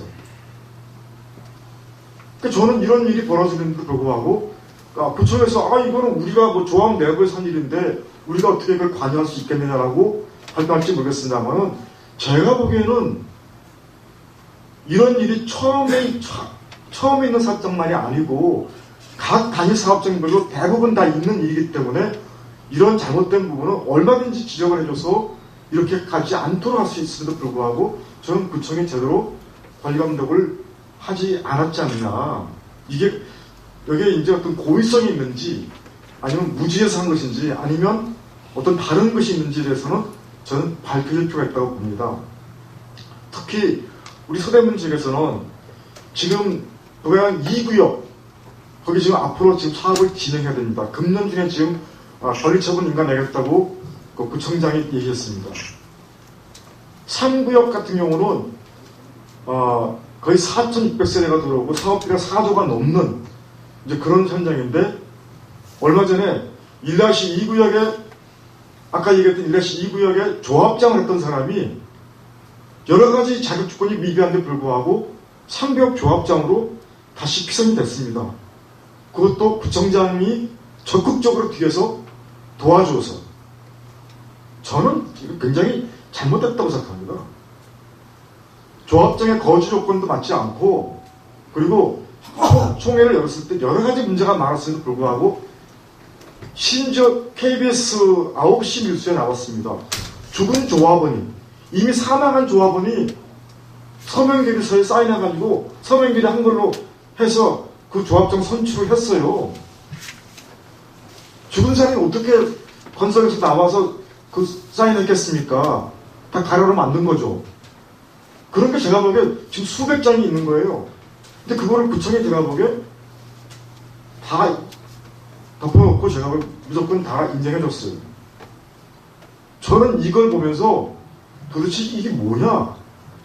뭔가 좀 이상하다. 그랬더니 최근에 와서 구청장이 공식적으로 지금 얘기하고 있어요. 3구역은 신탁개발 방식으로 가야 한다. 그렇게 해서 지금 지역 주민들 주 단위로 불러다가 지금 교육시키고 있습니다. 신탁개발 방식으로 가려고 하면 조합원들 찬성이 필요하기 때문에 3분의 2가 찬성해야 돼요. 그걸 이제 그 성역을 맞추기 위해서 지금 제가 보기에 구청에서 불러놓고 구청에서 이제 계속 교육을 시키고 있어요. 그게 더 도움된다는 식으로. 모르겠습니다. 제가 사업장 규모가 200세대, 400세대 이런 데 대해서는 신탁개발 방식으로 한 것을 제가 한 예는 보지만 4,000세대에 넘어간 이런 사업장을 신탁개발 방식으로 한 경우는 저는 못 봤어요. 저는 과문한 탓이지만 사업비가 4조입니다. 여기 수수료 최소한 3-4%고 많게는 7%까지 신탁개발 방식의 사업비로 그러니까 수수료가 나가게 되어 있습니다. 만약에 5% 나간다 그러면 거의 2천억을 제가 보기에 그냥 수수료로 줘야 되는 목표가 나오는 겁니다. 제가 보기에 적은 돈이 아닙니다. 2천억이면. 근데 이런 사업을 진행하는데 정말 이 사업을 꼭 이런 방식으로만 진행해야 이게 가능한 것인지 저는 그 부분에서 일단은 왜 이렇게 무리하게 조합장을 그러니까 새로운 사람 뽑아가지고 그 사람한테 들어서 신탁개발 방식으로 가도록 구청에서 그걸 강요하는 것인지 이 부분은 저는 아직은 잘 납득이 안 되고 있는데 이것도 이제 앞으로 좀 저희가 더 찾아보도록 그렇게 하겠습니다. 그래서 제가 지금 이 사례를 말씀드렸던 것은 앞으로 지금 2구역과 3구역은 지금 이미 우리 북한동 뉴타운 사업 지역의 개발 이미 된 것보다도 더 단위가 크고 더 많은 그러니까 비용이 들어가는 사업인데 앞전에 얘기했던 그런 잘못된 전철을 밟지 않도록 또 그런 잘못된 그러니까 그 조합비의 낭비가 이루어지지 않도록 하는 것이 꼭 필요하다 해서 저는 저희가 선거에서 이게 도움이 될지 이게 나쁠지 그건 잘 모르겠습니다. 제가 그렇게 크게 도움은 안 될 겁니다. 이 문제를 나서게 되면.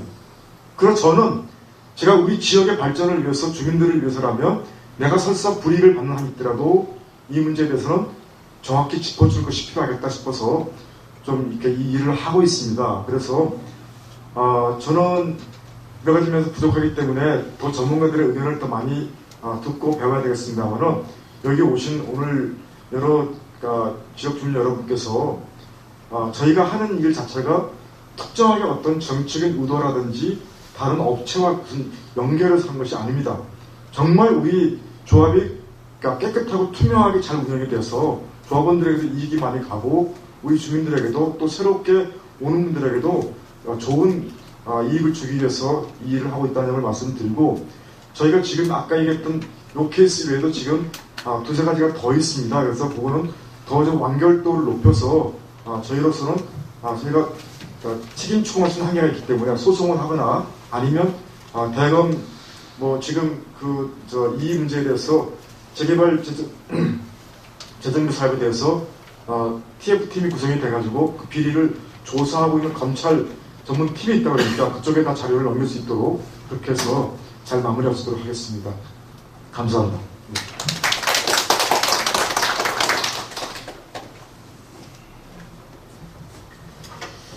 이성원 위원장님께서는 그동안 현장에서 일어났던 일을 여러분들께 아주 간단하게 좀 이해 쉽게 좀 말씀을 좀 하신 것 같으세요.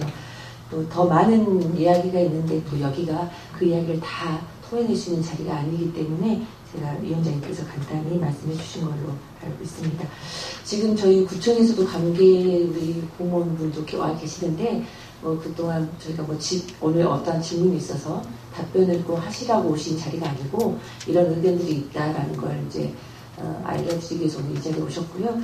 좀 전에도 말씀드렸듯이 저희가 일단은 8월 말경에 저희 이제 의원님들, 그다음 학계 관계자, 그다음에 여기에 오셨던 우리 김상현 대표님, 그리고 우리가 이제 이 관계되는 재생과, 도시재생과와 함께 심도 있는 토론회를 진행하도록 하겠고 여러분들께 약속드리도록 하겠습니다.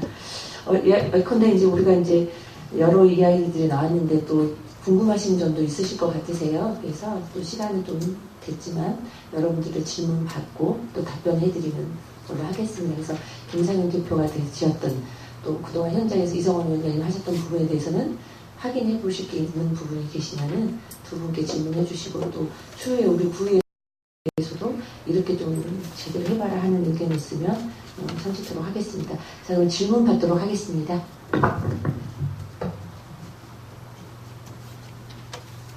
네, 마이크가.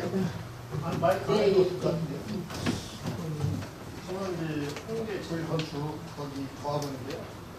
저희도 이제 아까 우리 김상민 대표님이나 이성원 위원장님 말씀하셨던 거를 많이 겪었고 했었는데 첫 번째 정관 문제를 말씀드리게 되면은 정관에 표준 정관을 특허부 표준 정관이나 우리 이제 각 조합에 있는 정관에 보유기간이라는 게 있습니다. 임원들 보유기간인데 계속 기간에 따라서 법원 틀리고 변호사 틀리고 구청 답변 틀리고 국토부는 우리는 뭐 지자체 안 하거나 이런 식으로 답변이 와요. 그래서 이거에 대한 정관 우리가 아까 만드신다고 하셨는데 이거를 계속 연속적인 거를 볼 것인가 달라지더라도 그거를 그 사람이 다른 걸로 집어넘겼을 때 거기서 살았던 걸로 인정해 줄 것인가에 대한 명확한 해석을 우리 정관상에 연속이란 말을 써주시는 게 좀 합당한 것 같은데 그거를 말씀드리고 싶고요. 두 번째는 뭐냐면 아까 이제 국공립 무상양육권에 대해서 이제 이번에 저희들 6월 22일 날 관리청 변경 추구했습니다. 그 당시에 이제 저희 조합 임원에서 대의원에 올린 자료가 뭐냐면은 무상양육권은 향후 민사나 형사를 소송 제기를 하지 않는다는 것을 그걸 의결을 한 거였습니다. 그래가지고 그때 당시 우리 대의원에서 막 반발 심해서 그 안건을 삭제한 그런 경우도 있습니다. 그리고 참 아까 우리 김상민 대표님께서 진짜 웃고 계시는데 이런 게 이게 부청에서 모두에 압력이 있었다고 이제 얘기하더라고요. 그래서 그건 우리 김감사도 계시지만 그거 진짜 안 된다. 강력하게 그걸 반대했습니다. 다 빼놓으실게요. 아니 다 끝나시면 할게요. 그리고 그다음에 이제 세 번째는 뭐였냐면은 부청의 관리감독 직무태만 직무 연결돼서 어떤 행정적인 뭐가 없잖아. 우리 의원님이나 소송을 제기하기 전에 고발하기 전에 검찰을 고발하기 전에는 즉 뭐냐면 우리 정관에 보면은 결산 보고서가 회계 종료 일로부터 한 달 이내에 회계 사무소에서 우리 조합에 통보돼서 우리 감사한테 그게 한 2개월 이내에 전 조합원들한테 감사 결과에 대한 보고서 가야 됩니다. 근데 그걸 안 줬어요. 그래서 제가 총리 석상에서 그 얘기했습니다. 누구 잘못이냐? 잘못했으면 너 사과해라 하니까 하나인가요? 하나 회계사무소인가요? 그게 문석진 청장하고 연결된 그런 회계사무소 같은데 진짜 이런 그런 데가 이게 우리 부청분들이 나와서 이제 제가 이런 말씀 드리는 것도 아니고 상당히 우리 조합원들이 불이익을 당하고 있는데도 그게 해결이 안 되고 있거든요. 그래서 좀 세 번째 그거고요. 또 이제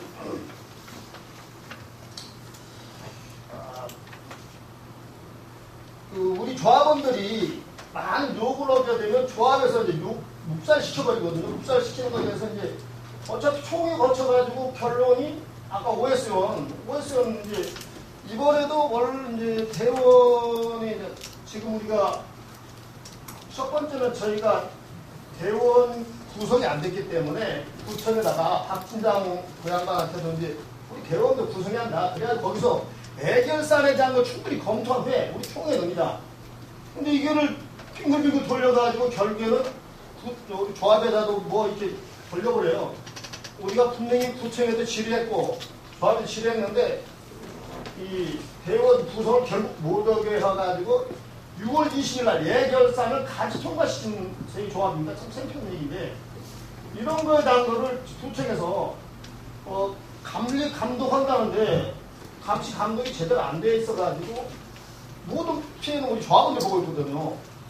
그런 문제도 있고 그다음에 이제 하나씩 집중력 있게 하려면 질문 하나하고 받고 이게 훨씬 효과가 있어요. 그래서 제가 많다고 말씀드렸던 게 하나하고 하나 답변드리는 게 조금 필요할 것 같습니다. 제가 답변 드려야 될 내용 같아서 정관의 임원 자격 연속 문제에 대해서는 제가 조합 PD 알리는 것만큼이나 평소에 관심을 갖고 있었던 분야라 제가 꼭 말씀드려야 될 것 같습니다. 무슨 얘기냐면 조합의 정관은 표준 정관 만들 때요. 처음에 그렇게 만들어서 2013년 6월 30일 날 국토부의 표준 정관을 만들 때 사업 시행 인가일 현재 1년 이상 거주한 자라고 해놓고 가로 열고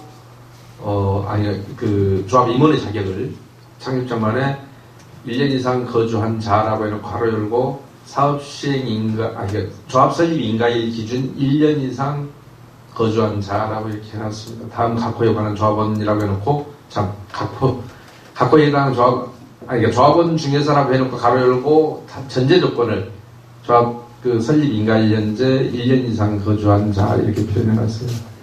근데 그게 왜 그랬냐면 그 의미를 정확히 이해해야 되는데 왜 그랬냐면 조합원이 창립총회 정관에서는 조합원이 단 한 명도 없잖아요.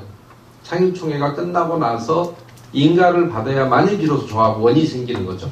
그 전까지는 토지 등 소유자만 있는 거예요.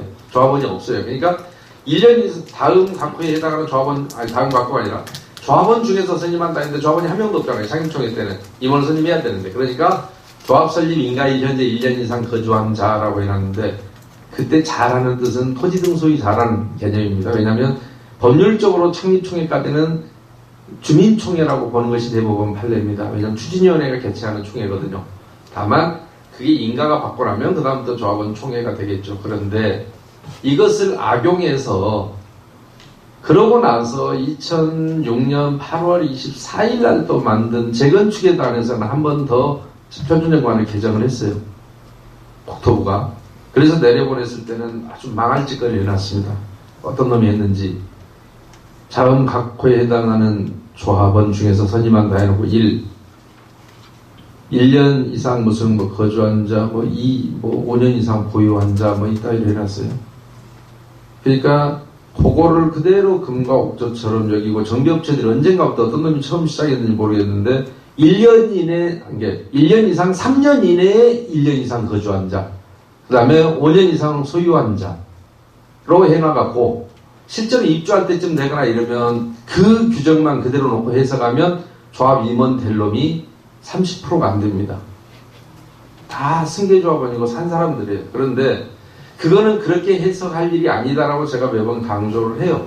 왜냐하면 조합원 중이라고 하는데 이 조합원이라는 의미는 창립총회 때는 조합원이 없기 때문에 창립총회 정관은 창립총회 정관 초안에 따라서 임원을 선임하라고 돼 있거든요. 그런데 결국에는 무슨 얘기냐면 처음 조합 설립할 때는 외부 투기 세력이 조합을 장악하는 걸 방지하기 위해서 그 규정을 만들었지만 그 규정은 창립총회 한해서 쓰는 규정이다라고 제가 얘기를 해요. 왜냐하면 자라는 표현은 토지 등 소유자라는 의미거든요. 조합원이라는 표현과 다른 표현이에요. 그래서 그렇게 창립총회 때는 그 규정을 적용하고 나머지는 왜 적용을 안 해야 되냐. 정관 10조 1항에 보면 조합원의 권리 의무에 대해서 하고 있는데 임원의 선임권이 있고요. 피선임권이 있습니다. 대의원 선임권, 피선임권이 있습니다. 및 이렇게 되어 있습니다. 누구나 그러니까 조합원이면 임원의 선임권도 있고 피선임권이 있어요. 그 다음에 2항에 보면 조합원의 권한은 평등하며 이렇게 시작합니다. 그러면 앞에 1호에서 있었던 모든 권한이 모든 조합원한테 있다고 해석해야 돼요. 그 다음에 재건축 정관은 구조사항, 재개발은 구조 5항입니다. 상속, 양도, 증여, 판결 등으로 소유권의 권리가 이전된 때는 종전의 조합원이 행했던 모든 권리를 포괄적으로 포괄적으로 승계한다고 되어 있어요. 그러니까 무슨 얘기냐면 앞에 사람이 1년 살았으면 나는 그냥 1년 산 거를 그대로 승계하는 거예요. 그러니까 처음 창립총회만 그러지 내가 누구 지분을 샀든지 간에 내 앞 사람은 거기에다 해당되는 사람이 올라가면 왜냐하면 정비구역이 지정되고 나서 한참 후에 조합이 설립되기 때문에 몇 년씩 지난 뒤에 당연히 누군가는 내 뿌리를 찾아 올라가면 느닷없이 조합 지분 번지수가 새로 부여된 번지수가 아닌 다음에는 조합원의 권한을 제한할 수 없도록 되어 있는데 왜 정관을 자꾸 구청에서 왜 정관을 자꾸 15조만 보느냐는 거예요.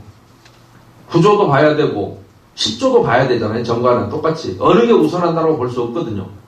그래서 자꾸 15조만을 해석하고 있어요. 15조의 의미를 정확히 모르면서 법률 문제나 정관은 규정 같은 건 사적 자치 규범 같은 거 볼 때는 행간을 숨겨진 뜻을 봐야 되거든요. 조합원이냐 왜 어디서는 조합원이라는 여기서는 자라고 했을까. 자는 토지 등 소유자라는 걸 얘기하는 거예요. 조합원은 분명한 건 조합원이라고 얘기해야 되거든요. 그러니까 그걸 구분하고 있는데 그 행간을 읽지 못해서 그렇게 해석하고 있어서 제가 그 문제를 그 백서스 당시에 서대문구청 그 팀장들한테 얘기를 했습니다만은 그랬더니 그 당시엔 이해를 했어요. 맞네요. 그 뜻이 맞겠네요. 라고 이해를 했어요. 그리고 임기 중에 연임을 할 수 있는 거는 연임은 다시 임기가 끝나고 재선을 받는 걸 연임이라는 것이지 이어서 다른 사람이 입후 못하게 하고 막 하는 걸 연임이 아니니까 그거 좀 행정지도 해달라 했더니 뭐 그대로 행정지도 하고 있는 걸 제가 몇 번 봤습니다만은 얼마나 실효성 있는 게 되고 있는지 모르겠습니다만은 그러던 중에 너무너무 안타까운 사건이 하나 터져버렸습니다. 2019년 4월 23일 국회에서 웬 한국당 쪽 1명, 민주당 쪽 10명인가 그래갖고 정신 나간 사람들이 발의한 개정안이 하나 있어요. 법률로 임원의 자격을 제한해버렸습니다. 2005년 3월 18일 날 그 전까지는 임원의 자격은 정관으로 정한다고 법이 또 돼 있었어요. 그런데 그걸 삭제했어요. 그러면 임원의 자격 제한을 정관으로 해서는 안 돼요. 법은 애당초는 법 규정이 임원의 자격은 정관으로 정한다고 돼 있었다니까요. 선임 방법을. 근데 그걸 삭제했다고요. 그런데 이 정신 나간 사람들이 지금 이 문제가 굉장히 지금 우리 조합원님이 질문하신 내용이 따끈따끈하고 이게 문제가 일선에서 많았는데 이 멍청한 사람들이 법으로 최근 1년 이내에 1년 이상, 3년 이내 1년 이상 거주한 자 또는 5년 소유한 자로 아예 그 정관, 나쁜 정관, 그 정벽제들이 쓰던 그걸 그대로 넣어버렸어요. 법률로. 미쳤습니다. 제가 개인적으로 이성원 의원님한테 이거 정말 계약을 한 겁니다. 이게 말도 안 되는 골 때리는 일이 벌어졌습니다. 헌법 정신도 안 맞습니다라고 제가 얘기했어요. 1919년도에 바이마르 헌법 이후에 전 세계 자유민주주의 국가는 국민의 재산권 보장 조항을 모든 헌법에 다 규정하고 있습니다. 그런데 법률로서만 제한할 수 있도록 되어 있잖아요. 그런 경우에도 정당한 보상을 하게 되어 있고 그 제한할 때도 공공복리에 적합해야 돼요. 그런데 정관으로 국민의 재산권을 제한한다? 아니 내 재산이 있는데 의견권이 없는 거예요. 피선임권이 없는 거예요. 조합원을 결성하라 해놓고 그런 게 가능하다고 생각하세요? 헌법 정신에도 맞습니까? 안 맞잖아요. 근데 법률로 제한한다? 그게 공공복리와 무슨 상관이 있길래 법률로 제한합니까? 임원의 자격을. 조합원이 어떤 놈은 피선임권이 있고 어떤 놈은 피선임권이 없는 조합원이 있다?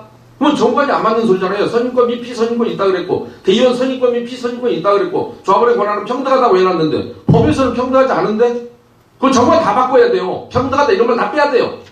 조합원의 권한은 보유기간에 따라서 그 권한은 차별 부여할 수 있다. 차등 적용 이렇게 정관이 바뀌어야 한다고요. 이 정신나간 법이 아직 시행되기 전입니다만은 제발 빨리 개정해서 없애야 된다고 제가 그 문제 빨리 좀 공론화 시켜주십시오라고 개인적으로 제가 우리 의원님한테 말씀드렸습니다만 좀 안타깝습니다. 그래서 정관 문제는 그렇게 답변을 좀 드리고요. 그래서 10월 24일 이전에 개정하십시오. 정관 개정하려고 하는데 뭐 튼 것 같습니다만. 거기에서 그래서라도 또 한 가지 조건이 뭐냐면은 지금 공유 지분 가지고 계시는 분들이 소수 지분을 가지고 있는 사람이 대표자로 등록이 돼가지고 그 사람들이 행위를 하는 경우가 많거든요. 물론 그런 경우 있습니다. 그러니까 이거를 그러면은 다수 지분을 가지고 있는 자가 대표자가 되는 게 우리 모두 평등 원리상 맞다고 생각되는데 소수 지분 아니 근데 그 부분은 자치 원칙에 따라야 되는 것이 그 부분은 아니고요. 주식회사 같으면 그렇게 해도 돼요. 주식회사 같으면 의결권의 숫자가 조합과 주식회사는 완전히 다른 상법상의 회사가 다른 의미가 뭐냐면 출자한 수만큼의 주식은 의결권이 있어요. 10주 사면 10주의 의결권이 있어요. 근데 조합은 크나 작으나 의결권은 하나입니다. 그런데 아까 지분 소유자들끼리 중에서 많은 사람 적은 사람 중에 많은 사람을 대표자로 할까 적은 사람을 대표자로 할 거냐 그 문제도 자기들끼리의 문제예요. 그 문제는 지적할 일은 아닙니다. 왜냐하면 만장일치로 그걸 정하게 돼 있거든요. 그러니까 자기들끼리는 지분권자가 100분의 1이라도 100분의 99를 가진 사람이 그 사람을 해줬기 때문에 그 사람이 의결권만 행사하는 것이지 이전고 시작 때는 내가 똑같이 100분의 1, 100분의 99 이렇게 지분은 나눠집니다. 나중에 그 집이 새로운 집을 등기할 때 그러니까 그거는 자기들끼리 정한 문제니까 그거를 누가 많은 사람을 대표자로 하게 하자 이런 말은 의미 없어요. 향후 잘못돼서 청산 과정에서 우리 조합원이 모든 비용이 그건 자기들끼리의 문제라니까. 지분권자들이 자기가 큰 지분의 소유자임에도 불구하고 저쪽 사람한테 대표자를 위임해줬다면 그러니까 그것은 그야말로 사적 자치에 위반돼요. 그걸 뭐 법으로 어떻게 할 이유가 아니에요. 그런 성질은 전혀 아니에요. 그 부분은 잘못 알고 계신 거예요. 아니, 저는 잘못 알고 있는 게 알고 있는 줄 아는데 문제는 소수 그러니까 무슨 말씀을 하시고자 하는 것은 이해하는데 제3자가 볼 일이 아니고 그들끼리는 만장일치로 결정한 사항이기 때문에 아니 그 뭐 장난치는 게 두 사람이 그 아들과 자식인데 엄마는 90%고 자기 10% 이런 식으로 우리 하는 게 지금 있었던 두 사람이나 무슨 말씀인지 알아요. 그러니까 자기가 우리가 잘못됐을 때 자기는 10%만 부담은 되는 10%에서 똑같이 규정 나가니까 그러니까 그들끼리의 문제라니까. 내부 문제라니까. 그러니까 그 부분은 누구를 대표자로 할 것이는 내부 문제이기 때문에 제3자의 문제는 아니에요. 다만 이것이 악용될 수 있습니다라는 것을 말씀하고 싶어서 아마 그러시는 건 제가 알아요. 무슨 뜻인지는 그러나 그것마저도 어차피 쪼개든 100개로 쪼개든 10개로 쪼개든 의결권 하나인데 그것은 그들끼리 만장일치로 결정하는 일이라서 제3자 입장에서는 뭐 저렇게 불합리하다 뭐 악용하는 일은 있을 수 있죠. 예를 지분을 조금 받아갖고 자기가 뭘 의결권을 행사하면서 뭐 이상한 짓을 할다든지 뭐 이렇게 할 수는 있는데 그건 그 내부 문제 그래봐야 뭐 의결권 하나를 그 문제는 그렇게 보이고요. 그 다음에 아까 국공유지 무상양도 문제를 말씀하셨는데 그건 이제 뭐 그냥 하나의 의견이었어요. 사례를 말씀하셨고 제가 미리 말씀드렸고 이 부분은 구청의 관계자들이 계신다지만 구청 관계자분들에게 여러분들이 저는 그렇게 합니다. 조합에 가서 우리 조합에 A라는 업체가 국공유지 무상양도 협의에 돼 있는데 자 A는 협의할 자격이 없습니다. 왜냐하면 98조 1항이 도시정 98조 1항이 주어가 시장 군수예요. 시장 군수는 관리청과 협의하라고 돼 있어요. 그러면 A라는 업체 여러분 조합이 선정했다는 업체가 너희들과 협의한 사실이 있느냐? 협의했다면 언제? 어떻게 협의했느냐? 협의했다면 무슨 자격으로 했느냐? 공무원이 아닌데 과연 서대문구청 위탁 공무원이었다면 할 수 있겠죠. 근데 구청이 자기 사무를 미가이라게 그러니 그런 사실이 없느냐 있느냐만 해서 그것으로 소송을 하든지 해야 되는데 여러분이 안타까움이 있는 게 그겁니다. 홍제 일구역 제가 뭐 아니까 개인적으로는 여러분들은 아무리 억울해도 소송을 할 수 없습니다. 그 계약 그렇습니다. 여러분이 그래서 양심 있는 사람이 조합의 대표자로 들어가야 맞고 아무리 억울해도 아까 부관입니다. 이 문제하고 똑같이 설명드리겠습니다. 자, 여러분이 청산인이 되기 전에는 그 억울한 소송을 해내지 못합니다. 내가 그 사람을 상대로 계약 당사자인 내가 소송을 해야 되는데 조합장이 그 소송을 하기 싫어서 어떤 사연이 있는지는 모르죠. 하기 싫어서 안건을 올렸다면서요. 부재소 합의하려고. 다시는 소송을 민사에서 그것도 자유예요. 그걸 부재소 합의라 그럽니다. 내가 너를 상대로 소송을 제기하고 아니 멀쩡한 놈이 왜 소송을 제기하지 않기로 하는 안건 올린다는 자체가 누군가가 이걸 갖다 문제 삼으면 안 되니까 우리 소송 안 하기로 해버리자. 그런데 최근 들어서 국공유지 무상양도 협의 용역을 한다는 업체들이 한 세 군데서 지금 저는 확인했습니다만은 대표적인 우리 가재울 걸레조합 가재울 사고요. 소송을 통해서 소송 사기 수법으로 59억 가져갔어요. 예당초 100일을 가져가려다가 자, 그 다음에 안양 덕현이라는 데가 고려종합기술공사인데 소송을 통해서 조합으로부터 10매덕을 가져갔습니다.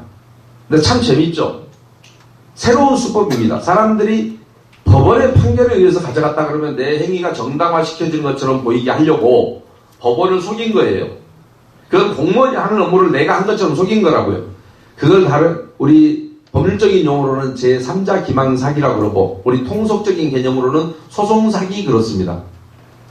소송사기 수법을 또 하나 쓴 거예요. 그래서 제가 그 또 수사기관에 얘기를 하고 있어요. 그 다음에 증산 5구역 거기도 국공유지 무상양도를 업무 용역이라고 했는데 거기도 30매덕을 가져갔어요. 35억 정도 가져갔습니다. 역시 소송을 통해서 가져갔는데 이 업체들이 얼마나 불안했는지 멍청한 법을 이용하기로 한 거예요. 근데 왜요? 소송 상대가 내가 짜고 친 나랑 돈을 나눠 먹었던 조합장이거든요. 그러니까 내가 소송만 하면 조합장은 나와서 무조건 져주기 때문에 그 세 군데 조합의 공통점이 있습니다. 소송 기일을 1심에 딱 한 번씩밖에 진행 안 했습니다. 소송 딱 한 번 하고 1심 끝, 소송 한 번 하고 2심 끝.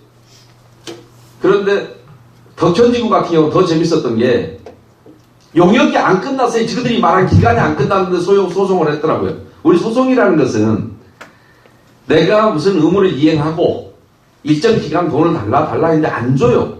근데 조합이 돈 안 주는 일이 있나요, 세상에? 그랬을 때 최후의 수단으로 소송을 하잖아요, 이제. 이자라도 받아야 되겠다 이러면서. 그런데 덕현도 아직 용역기간이 저희들이 정한 용역기간이 안 끝났는데 소송을 해요. 그러면 아직 일이나 끝내놓고 소송해라 이렇게 답변해야 맞는데 그냥 집니다. 하루아침에 가서. 그러고 나서 이자를 탕감 양심으로 있었는지요.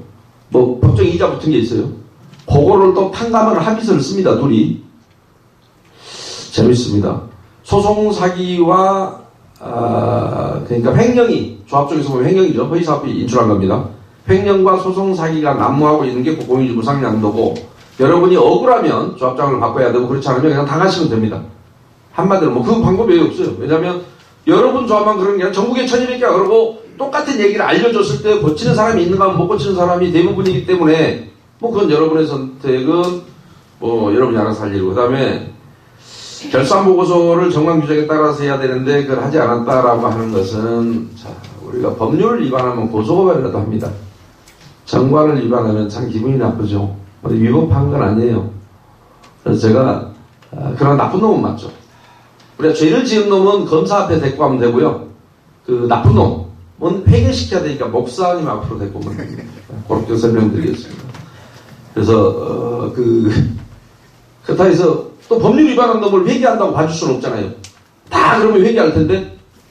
그러니까 법률 위반한 놈은 뭐 검사한테 데리고 가야 되고요. 그렇게 정관이를 위반하면서 기분 나쁘게 하는 놈은 목사님한테 데리고 목사님한테 데리고 가도 목사님도 못 고칩니다. 그러니까 결국에는 여러분이 거기에서 쌓이는 게 뭡니까? 불신입니다. 불신. 그러니까 그놈이 와서 목사님 믿고 또 신앙 가졌다 해서 용서할 수는 없잖아요. 그러니까 그 불신했을 때 하는 방법이 뭐예요? 해임입니다. 해임. 하시라고요. 그 외에는 방법 없어요. 그러니까 이거는 스스로 해결해야 되는 문제를 남한테 투정하시는 것 같아서 그랬었고, 그 다음에 예상결산이 동시에 통과되고 이러더라라는 거, 아까 구청의 감독이 부재하다. 우리가 그건 매번 얘기하는 얘기인데, 여러분들한테 꼭 또 똑같이 얘기하자면 무슨 얘기냐면, 왜 내 문제를 내가 해결을 못하고 어리광을 피우는지 잘 모르겠습니다. 구청은 여러분의 어리광을 받아줄 준비가 안 돼 있습니다. 죄송합니다.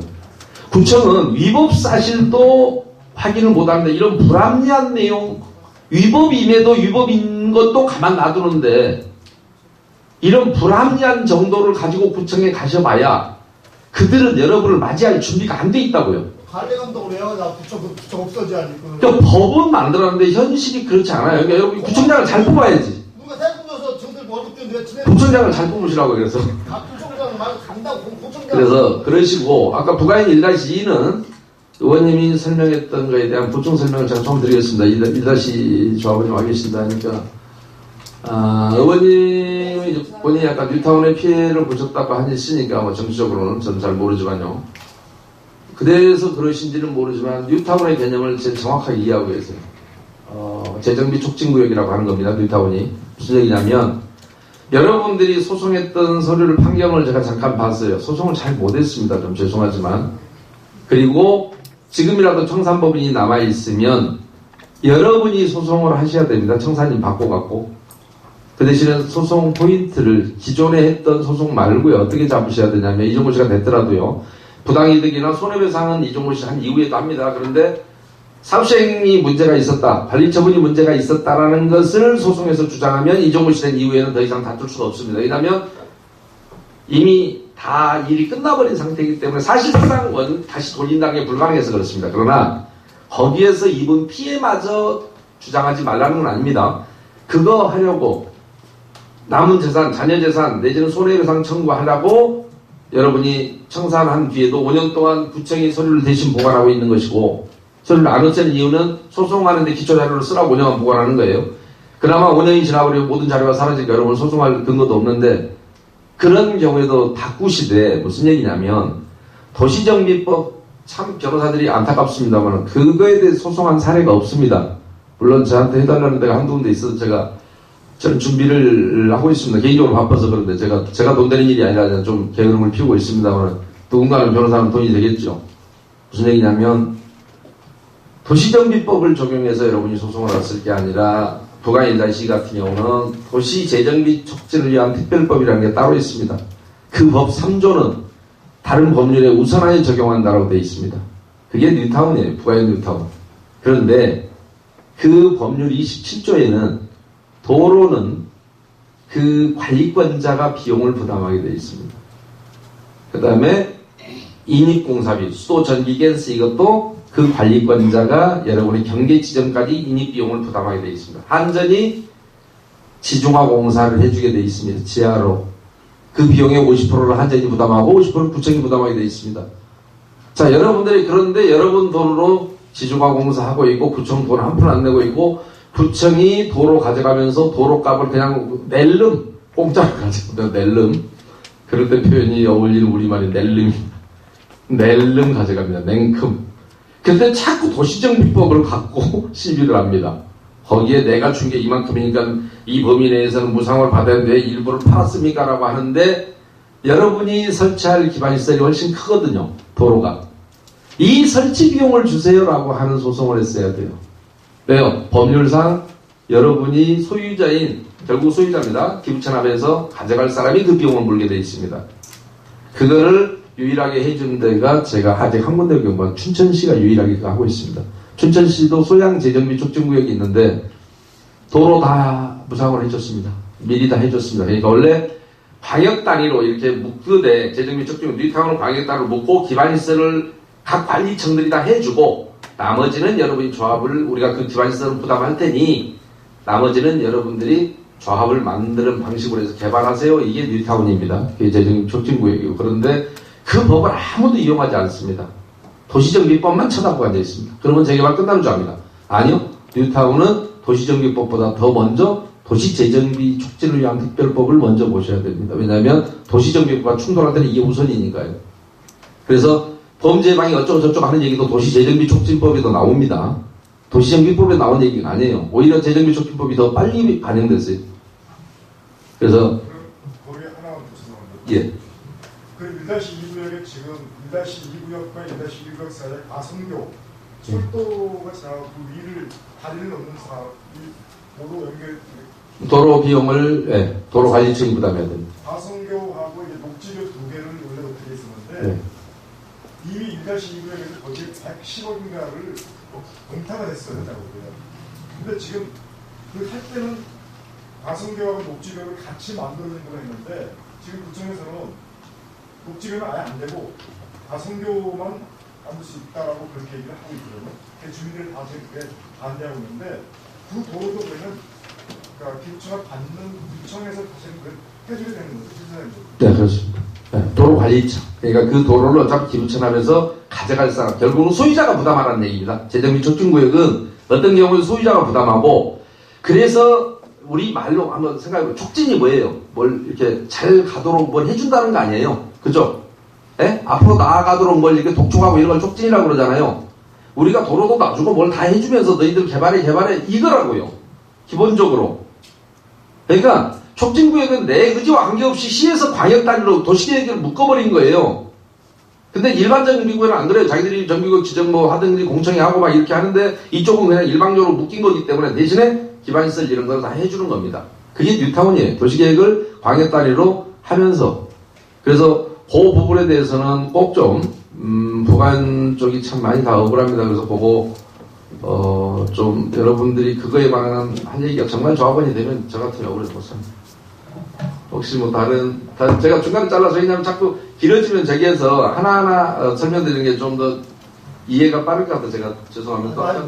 다 하셨어요? 이경도 의원님한테 말씀드리고 싶은 게 예. 어차피 조례를 하신다고 했잖아요. 예. 그러면은 지금 우리 정관이나 상관이 규정, 서울시에 정관. 상관이 규정만 있는데 네. 두 개 다 묶어가지고 OSO를 못 쓰게 하는 그런 식으로 하자고. 모든 게 이번에 우리 관리청 변경 총회에도 네. 성관이는 OS 안 쓴다. 다만 안건 통과시켜서 OS는 썼단 말이죠. 이런 식으로. 그럼 결국에는 우리 일반 주민들이 그것 하나의 투표인데 의결권인데 아까 말씀하셨듯이 우리 조합원들의 의견에 반해서 OS 의원들이 그런 역할을 해버리니까 그래서 정관 모든 의결 할 때는 OS 의원을 사용하지 않다는 조건 좀 일단 좀 전에 제가 이 조례안을 오늘 실은 다 인쇄를 해서 드릴까도 했는데 약간 저희가 손볼 부분들이 좀 있었어요. 근데 거기에 제 4조에 의결권 행사 방법도 저희가 명시를 했고요. 예컨대 저희가 이제 토론회도 갖겠지만 여하튼 저희 추진은 총회 의결 방법에 대해서 구체적으로 투명하게 조합원의 의사를 직접 반영하는 의회 총회 의결 방법을 개선안으로 조례에 의결하는 게 필수였어요. 그러니까 금방 말하신 그 부분에 대해서 디테일하게는 구체적으로 딱 내용이 있으니 저희가 이거 공지를 할 거예요. 조만간 이제 공지할 거고요. 그다음에 전자문서의 효력, 아까 우리 김상희 대표님도 잠깐 말씀하셨는데 그 부분에 대해서도 저희가 이제 명시한 부분이 있고. 여하튼 저희가 지금 처음에는 청장님이 우리 그 구정 질문 했을 때 좋은 안이다. 이제 마지막에 이제 답을 해서 제가 이게 이제 추진이 더 속도가 붙었는데요. 그러다 보니까 이게 과연 맞나 이런 말들도 참 많았었어요. 그래서 제가 여기저기에 여쭤봤더니 서울시장이 정할 수 있도록 규정하고 있고 이를 엄격히 따지면 정관에서 정해야 할 사항이고 서울시장이 권한이 아닌 각 자치구청장의 업무에 대하여 조합원 총회 의결 방법을 정관으로 정할 필요가 있다라고 나왔기 때문에 더 이제 탄력을 받아서 저희가 이제 진행이 될 수 있을 거라고 보고 여러분들께 제가 이메일을 주시거나 연락처가 다 있기 때문에 제가 이제 전체 초안이 완벽하게 나오면 제가 저희 계획은 지금 일단 8월 26일 토론 때 나온 최종 그 정관 이 내용은 여러분들께 다 공지하려고 합니다. 그래서 저희가 주 내용은 서대문구 정비사업 조합원 총회 의결 방법에 관한 조례안입니다. 그래서 8월 26일 정도에 저희가 토론을 하려고 생각하고요. 9월 16일은 서대문구청에서 청원서와 함께 전체 발표를 하는 시간을 가지려고 합니다. 왜냐하면 저희가 9월 19일 날 구의회가 시작이 되는데 이때는 조례안 안건 심사가 있습니다. 그래서 아까 김상희 대표님이 10월에 서울시가 발표하지 않겠나 했는데 물론 할지 안 할지는 모르겠지만 어찌됐든 서울시에서는 10월로 암묵적으로 잡고 있기 때문에 그래도 어찌됐든 문석진 구청장께서는 백서 발간할 때 전국 최초의 표본 답안을 내고 싶다는 게 큰 의지셨습니다. 제가 얼마 전에 구정주무 때 다시 한번 되물었더니 확고하시더라고요. 그래서 이 조례안은 큰 문제 없을 거라고 저는 생각을 합니다. 그래서 9월 19일 날 조례안건 심사 들어가기 전 9월 16일 날 전체적으로 여러분 저희 서대문구 모든 주민들이 알 수 있게 조례 공표를 하려고 하고요. 8월 26일 날 토론회가 끝나면 여러분들에게 다 조합에다 전체 다 의견을 다 내려보내겠습니다. 그래서 추후에 그 내용을 보시고 더 첨부하실 내용이 있으시면 저희에게 또 연락 주시면 수정은 충분히 안건 심의 올라가기 전까지 가능하니까요. 그 내용 다 주시는 대로 저희가 취합하려고 합니다. 그래서 최대한 저희 정의부터 시작해서 행사 방법이라든지 총회 의결 방법이라든지 전자 문서 효력 이런 부분은 제가 최대한 여기서 걱정하신 대로 디테일하게 넣으려고 합니다. 그래서 조합 정관에 정할 사항까지 그러니까 정관에 어떤 것까지 넣어야 되는 사항까지도 저희가 이 조례에 넣으려고 합니다. 그러니까 일단 좀 한번 힘 좀 믿어주시고요. 저희 모든 초안이 완벽하게 될 때 저희가 이걸 공개하도록 하겠습니다. 그러니까 걱정하실 내용은 저희가 일단은 다 포함이 시켰다고 보거든요. 잠깐만요. 거기에서 다수가 많은 서대문구 관내에 조합이 많이 있는데 그 많은 조합원들이 와서 이걸 들어야 되는데 지금 보니까 네. 월요일 날로 돼 있어요. 월요일 날이면은 일반 조합원들이 거의 못 주말에 괜찮으십니까? 토요일 날이나 일요일이 그런 날짜를 잡는 게 많은 사람들이 와서 공감을 하고 여기에다 충분한 의견을 개진할 수 있는데 그 날짜 좀 범위겠습니다. 예, 그러면 주말로 저희가 구청 그 대강당 그 사용 유무도 확인해서 될 수 있으면 지금 좋은 의견 주셨어요. 주말에 막 모든 분들이 다 들을 수 있도록 할 수 있도록 저희가 일정은 다시 조율하도록 하겠습니다. 뭐 중요한 건 아니니까 일정 조율할 수 있으니까요. 그렇게 맞춰서 하겠습니다. 그리고 저는 오늘 김상희 대표님 답변에서 굉장히 좀 답을 많이 찾았는데요. 총회 의결 방법을 조례로 만들 수 있도록 확고한 규정이 있어서 너무 좋고 또 우리 구의에서 먼저 이 조례 가능성에 대해서 열고 시작을 했기 때문에 합리적인 방법으로 조례안이 만들어지도록 저희가 최선을 다하도록 하겠습니다. 네. 또 다른 질문도 있으십니까?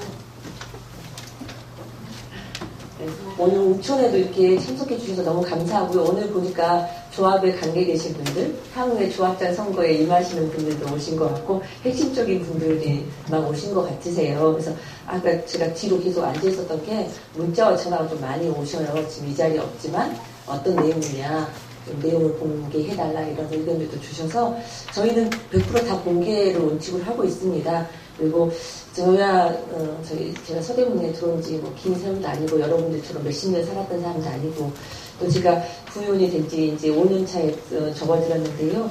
제가 초선 때 저희 이성원 위원장님이 방금 전에도 말씀하셨지만 지역에 다니시면서 재개발 재건축 현안 사업을 너무 많이 들으시고 저희에게 회의 때마다 말씀하실 때는 저는 솔직히 뜬구름 잡는 마음으로 들었습니다.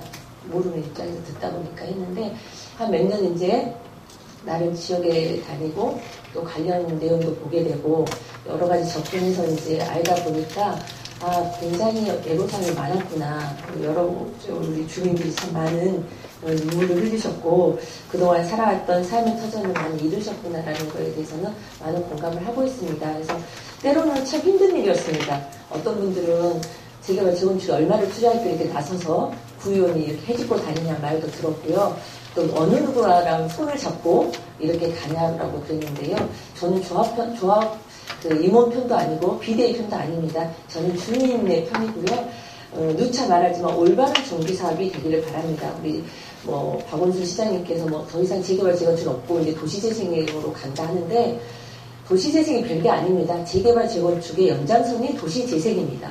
그래서 말만 바꿔줬을 뿐이지 도시 재개발 재건축 똑같은 내용이기 때문에 저희 서대문의 발전을 위해서는 이게 풀어야 될 숙제고 또 대한민국의 모든 문제점이라고 생각을 합니다. 그래서 미약하지만 저희 서대문구에서부터 시작을 해서 발판이 마련된다면 저희 전국적으로 큰 바람이 일지 않을까 생각하고요. 저희 구의원 힘은 미약하다고 어떤 분들은 느끼시겠지만 작은 바람이 큰 바람을 일으킬 수 있다고 생각하고 어찌됐든 저희 당이 선두주자 이렇게 나서고 있는데요. 힘들고 때로는 억울함을 당하더라도 여러분의 힘이 될 수 있도록 최선을 다하겠습니다. 그래서 다음 토론회는 더 적극적으로 여러분들께 공지해 드리겠고 오늘 이렇게 협조해 주시면 모든 여러분들께 감사 말씀드리고 특히 언제나 큰 도움도 못 드리고 매일 귀찮게만 저는 해드린 것 같아요. 근데 제가 재개발 재건축 관련자들을 굉장히 많이 만나봤지만 우리 김상윤 대표님처럼 편견이나 개인 사견 없이 이렇게 공부를 학습을 해주시는 분이 없다고 생각이 들었어요. 그래서 어떤 분은 혹시 김상윤 대표랑 무슨 관계길래 그분을 자꾸 이렇게 강사를 요청하냐고 또 오해도 받는데요. 제가 교수님들도 만나봤지만 그분들이 굉장히 1대1로 만나면 어마어마한 말을 많이 하세요. 하지만 저희가 이런 토론회가 있고 간담회가 있는데 자리를 함께 해주세요. 그러면 제 체면상, 제 위치상 저 그런 게 좀 마음의 상처는 됐습니다. 하지만 진리는 다소 시일이 걸리더라도 승리한다고 봅니다. 그래서 저희 서대문을 위해서 열심히 뛰겠고요. 제 뒤에는 어찌됐든 여기 와주시는 여러 주민 여러분들, 그 다음 우리 김상윤 대표님이 모르는 부분을 가르쳐주는 학습의 멘토 역할을 해주시고 또 저보다도 더 현장을 누비신 우리 이성환 위원장님께서 또 가르침을 주시기 때문에 애롭지 않게 간다고 봐요. 그래서 저는 참고로 만화 캔디 주제가를 참 좋아합니다. 애로워도 슬퍼도 울지 않고 묵묵히 가겠습니다. 여러분 오늘 참석해 주셔서 너무 감사합니다. 감사합니다.